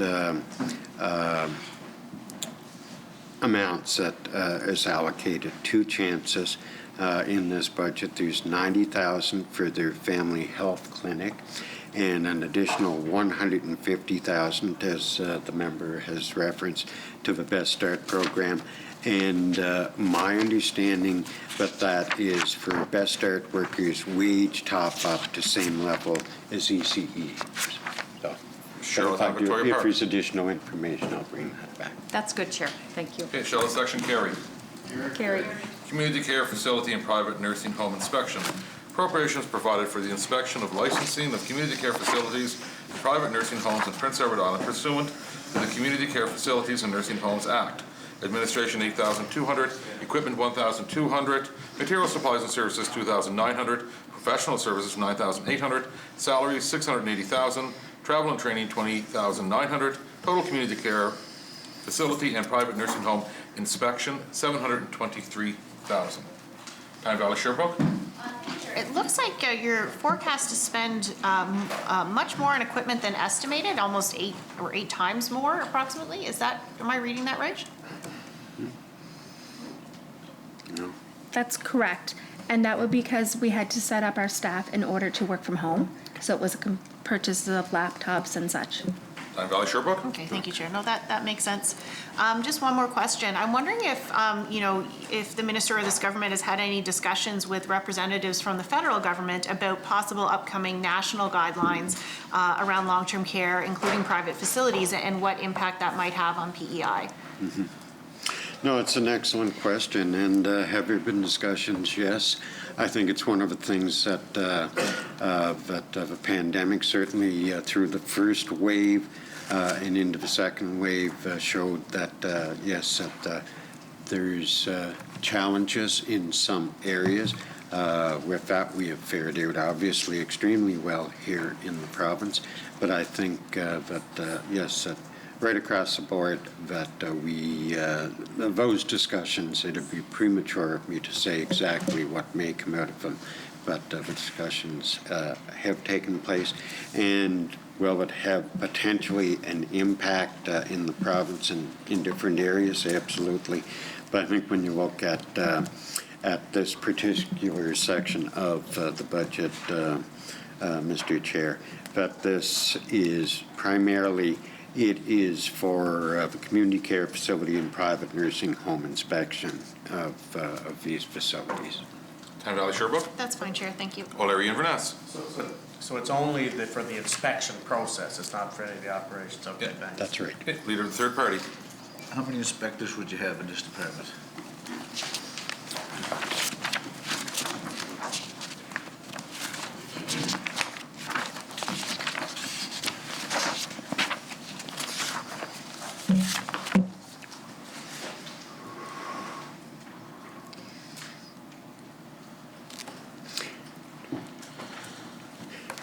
If I am reading it right here, member, there would be 4 inspectors, that there is admin support, that there's also a dietetic services consultant and community care facilities nursing homes consultant. Leader of the third party. And how often would they inspect these facilities? Again, if I recall correctly, by legislation, there's a requirement for an inspection minimally of once yearly. Oh, Leader of the third But party. again, Chair, if it's different than that, member, I'll certainly bring that back. Leader of the third party. Thank you, Chair. So this is community care facilities and private nursing homes. What about the ones that are run by your department? That'd be under Health PEI. Are these Leader of the third party. Are these different inspectors that do yours, or are they same inspectors? It would be, again, like this is health and wellness, it would be under, so what I might suggest is that question, if it could be brought forward, member, when we bring the Health PEI budget onto the floor. Leader of the third party. So there's a difference? There's a separation there? Between health and wellness and Health PEI. So there's certain inspectors inspectors for private. These- There's certain inspectors for. These would be inspectors from the Department of Health and Wellness for the inspection of private nursing home, community care facilities. That's right, member. Leader of the third party? So, and as you indicated, there's different inspectors for public realms, from ones run by the government, and that's under another department? Pardon? And that's under a different department? That's under Health PEI division. Is there a reason for that? Like, would they not be under the same? Well, you know, it's a very valid and good question. Something to third take party? into consideration, members, as we go forward. I think, too, though, and I'm only speculating here, is just with regard to legislation, if it falls under, you know, the department within the government department rather than under a Crown corporation, that the inspection would be the requirement of a government department. But again, I can look and see if I can get some more information on that as far as that rationale is concerned. Shall the section carry? Total community care facility and private nursing homes inspection, 723,000. Sorry, we already carried that. Emergency health services, appropriations provided to support provincial emergency health-related policy and programs including ambulance services, air ambulance, telehealth 811, blood services, and organ and tissue donation and transplantation. Administration, 15,300. Material supplies and services, 1,100. Professional services, 15,845,800. Salaries, 387,200. Travel and training, 5,900. Grants, 5,346,100. Total emergency health services, 21,601,400. Town Valley Sherbrooke.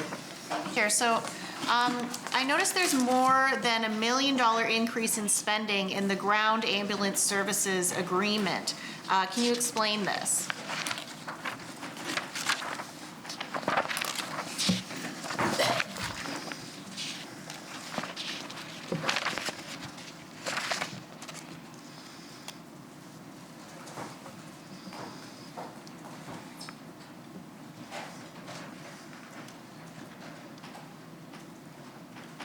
Controversies.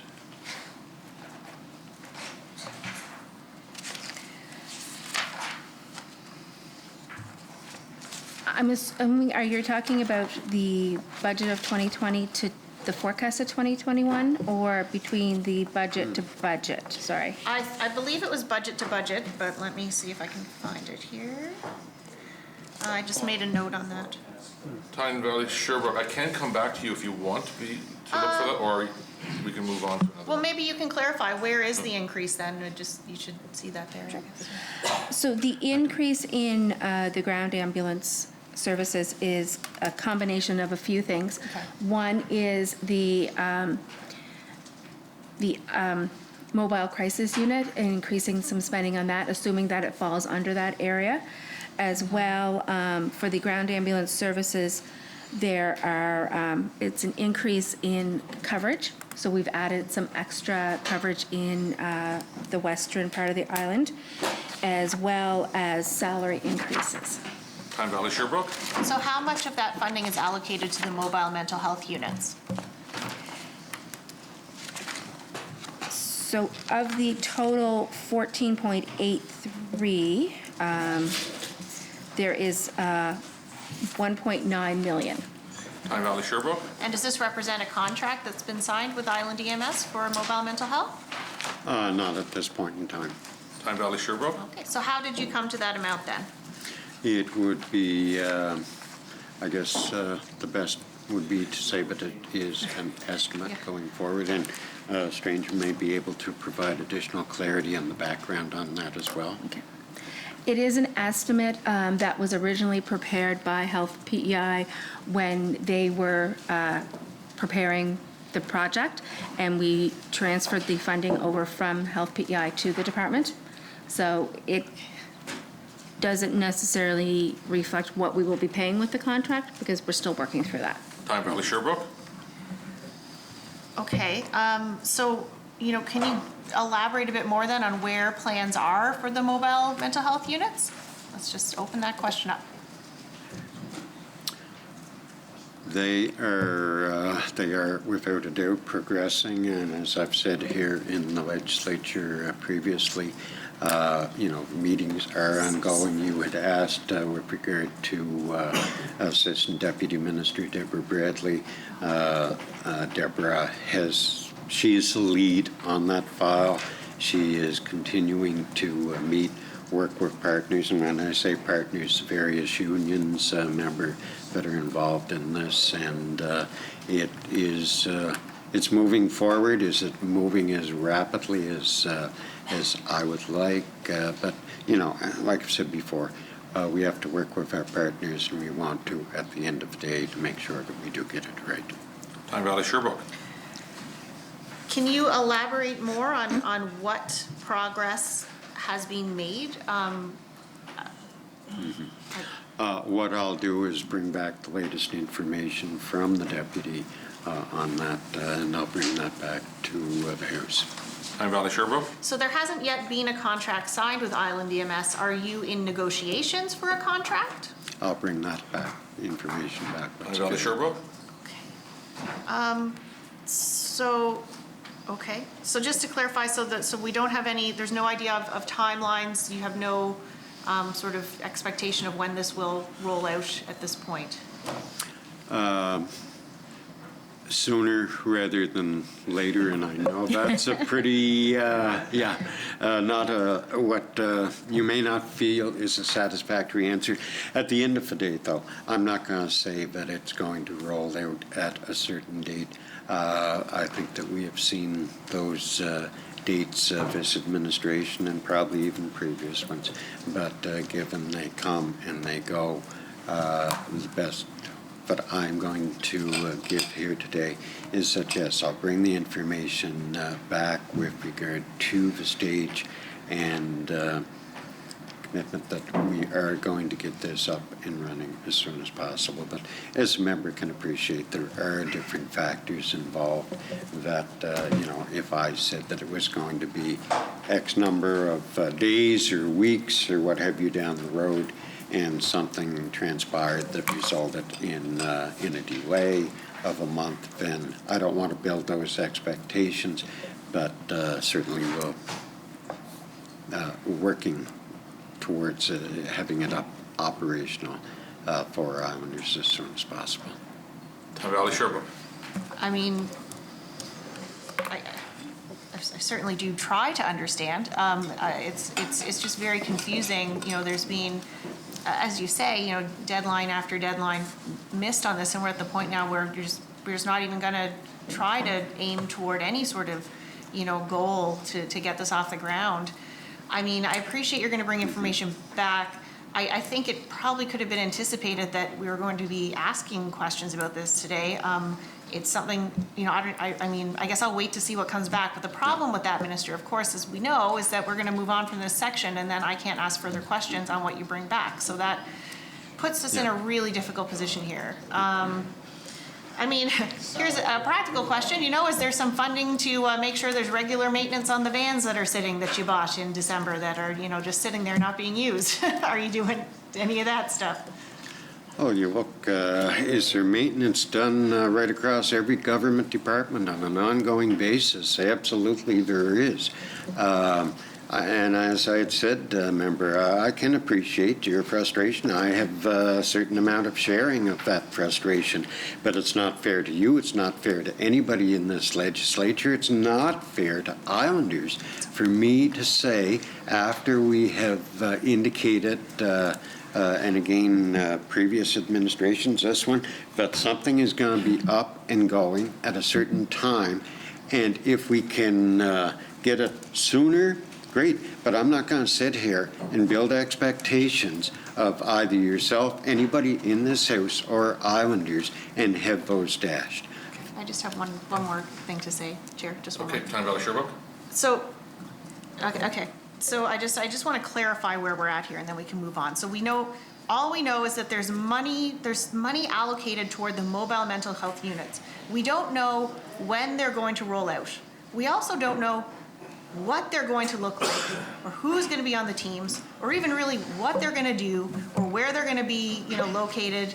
I mean, there are so many questions left to on this, Minister. I will leave it there and let others ask questions, but it is very frustrating and disappointing at this point to have no answers at all. Thank you, Chair. Charlottetown West Royalty. Thank you, Chair. The tissue donor recovery fee, 2020-21, there was a forecast of 7,000. There's nothing in the budget. What is that? What would that be for? That line item?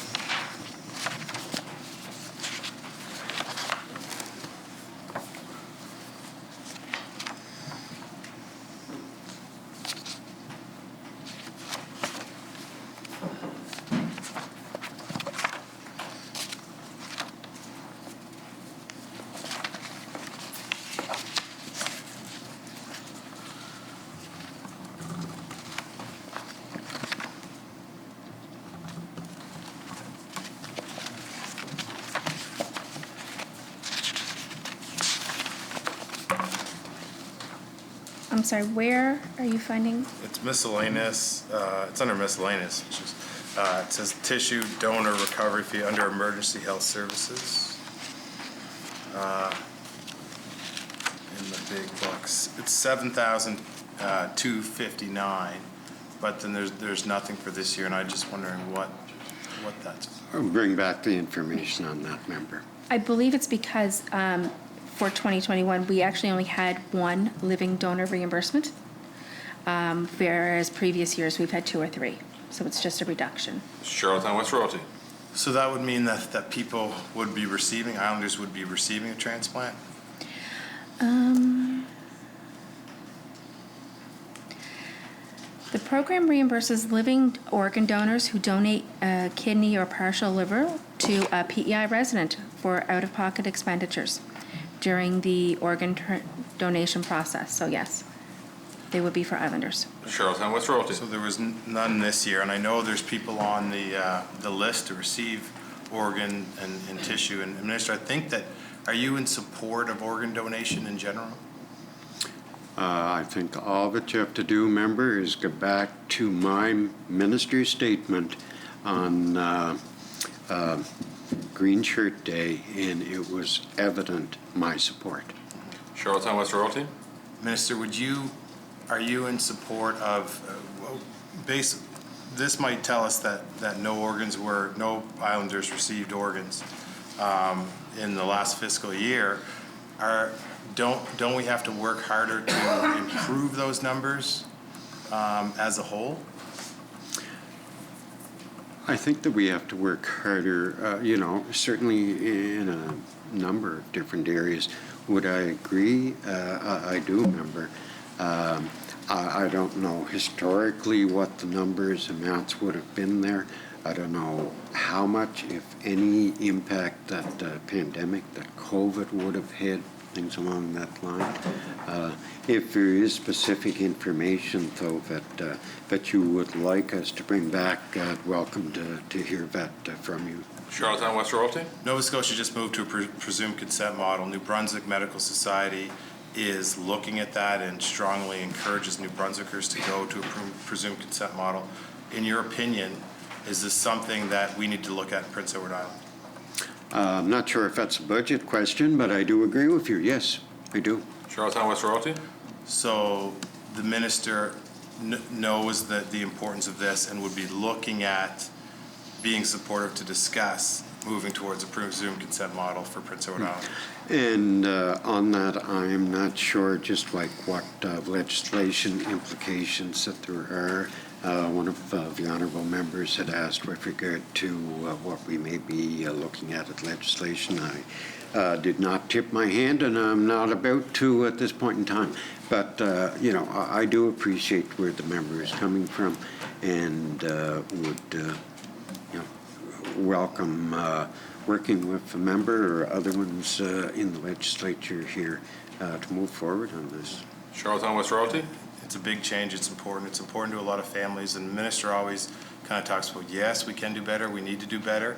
And this might be something that this minister can do better on and will do better on. So no further questions. Thanks. O'Leary Inverness. Minister, just a couple of questions. I guess I'll start off with a bit more of a district question regarding the Island EMS depot in O'Leary. That facility is starting to get a little bit, maybe downtrodden would be a fair word, certainly not condemned or anything of that nature. And it gets back to your contract with Island EMS. Do they have enough money to maintain their facilities in that contract, as they seem to be not keeping that up to the standards that I think it requires? It's an interesting question from the member, and I would anticipate that the member probably has and continues to receive emails from certain ones in the area, as I do on a regular basis. There are additional funds here within this section with regard to O'Leary enhanced or increasing ambulance services in the western part of the province. And Karen, I don't know if you have the details there, but if you can bear with me just one moment here, please. Chair, I guess from my perspective is that it seemed like what you had mentioned earlier in the Island EMS contract was mostly for the mobile mental health units where the increase in the budget was. So that's where I guess I'm wondering if there is an increase in the budget that will address that issue, or is there a possibility that, I know when I was minister, we were working on trying to work out an arrangement with moving that depot over to the community hospital in O'Leary and building a little piece on that would, and then lease that out to Island EMS? Is that even in the equation or in the discussion with your department? I would have to say that there's nothing off the table. It's not specifically a member in this budget, but I think, you know, as we move forward, and again, I'm not completely clear, I would anticipate that if there had to be changes, additions, what have you, with regard to Community Hospital O'Leary, that most likely would be under the capital budget rather than this, but I'm not sure. But just to provide clarity on that, there is in, okay, just want to make sure, in the forecast variance there was 151,400 for increased ambulance service coverage in the Summerside, O'Leary, and as well as in the Montague areas. There's also some in the estimate, 95,000 for increase in O'Leary. 95,300 increased ground coverage in O'Leary, which equates to 12 hours times 2 days a week. O'Leary Inverness. Yeah, so that really has to deal with the coverage of the services, not the structure itself. And you are correct in saying that if there was any capital responses in the moving to the hospital, a depot over there, that would be in the capital budget. But I guess it ultimately, your contract with Island EMS means that they have to have an arrangement for a location for a depot. So I guess all I'm saying in the end would be, would you, continue to keep it on your radar screen to try to address that issue? It's once again not a critical issue, I understand, but I just see the structure that they're at may not be meeting the needs of the staff and the paramedics there, and we want to keep those paramedics as satisfied as we can. So I'll ask the minister to respond to that, and then I have few other questions. Yeah, absolutely. Okay, thanks. If I understood, the question was, would I keep it on my radar? And my response was absolutely. Yeah. O'Leary Inverness. When it came to the issues around the pandemic, when it hit, I had some paramedics that reached out to me from my district that had identified that they really never got any extra funds for dealing with the issue around the pandemic and as essential workers and whatnot. Has that issue ever been addressed, or have you ever, I understand that Island EMS is the employer here, it's not, but in the reality of government, we provide Island EMS a contract. It's, a significant $14 million contract here. So I guess, have you had any discussions with Island EMS to see if there would be any funds reflected in seeing that they get some extra money for what they had to endure when the pandemic was at its full peak? No, it's it's a very fair and excellent suggestion. Specifically, have I had that specific discussion with Island EMS member? I have not. I think right across the whole spectrum, though, that commitment that we have seen from whether it's our ambulance attendants, whether it's our frontline healthcare providers, where, you know, and across the board, whether it's physicians, right across the board, it has been tremendous. But again, I have not had any discussions with Island EMS or Medivie specifically with regard to that. O'Leary Inverness. Yeah, and I just want to reach out to say that, you know, those workers were really under a lot of unknowns at the time when the pandemic sort of hit, and, you know, they, although they're healthcare professionals, and I'm sure they take a lot of major protocols around disinfections and making sure that they're operating in a germ-free environment, that they had a lot of issues at the time. So I just want to kind of mention that. Now, in your budget, you mentioned that there's going to be a little bit of increase for the O'Leary area, which gets back to the issue of response times and coverage times. I'm assuming that is to reflect the issues where our response times have sort of increased. Can the minister maybe give me a sense of, you know, we're spending $14.8 million on ambulance services. Are you seeing a trend line across the island, or specifically in the O'Leary area, where response times are getting a little bit higher than you're comfortable with? Are we seeing that response time go down or go up? As maybe a simple way? Good question. What I will do, member, is I'll bring the information back with regard to response times, certainly presently, and see what is available historically there as well. O'Leary Inverness. Okay, no, and I appreciate that, and they do have a pretty good documentation around that. But I know I've seen it, but I can't see it. And I guess the reality is that it is a yeah. big contract, and we want to make sure we're maintaining at least our response times for the money we're paying out here, and that side of it. My final section and questions in this section here, I guess, regard around the 811 calls. It looks like that the budget is being reduced for the 811 calls. So I'm just kind of getting a sense that you had forecast spent last year little over $1 million, and now the budget's $874,000. Who is that contract with, and is it based on the amount of phone calls that you get, or are you anticipating, why did that budget decrease?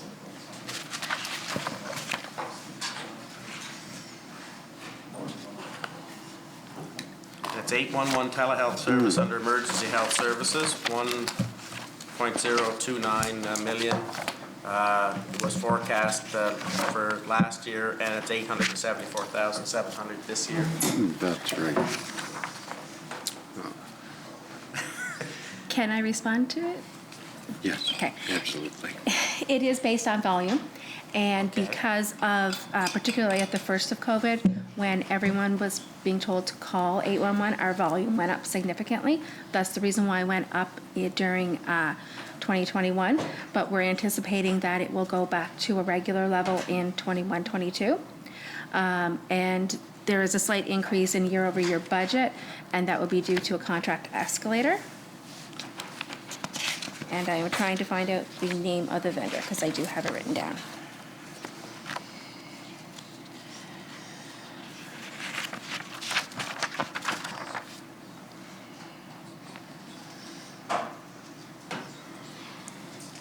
Okay, so the contract is a joint agreement with the province of Nova Scotia and Medivie. O'Leary Inverness.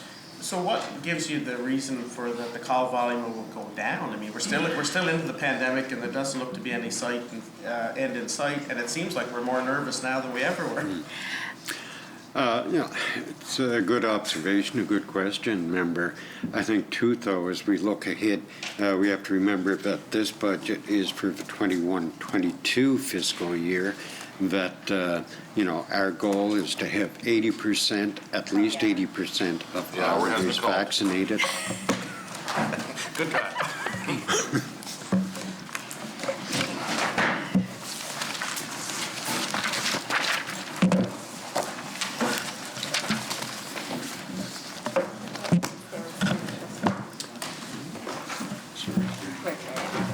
Mr. Chair, I move that the Speaker take the chair and that the chair report progress and beg leave to sit again. Shall it carry?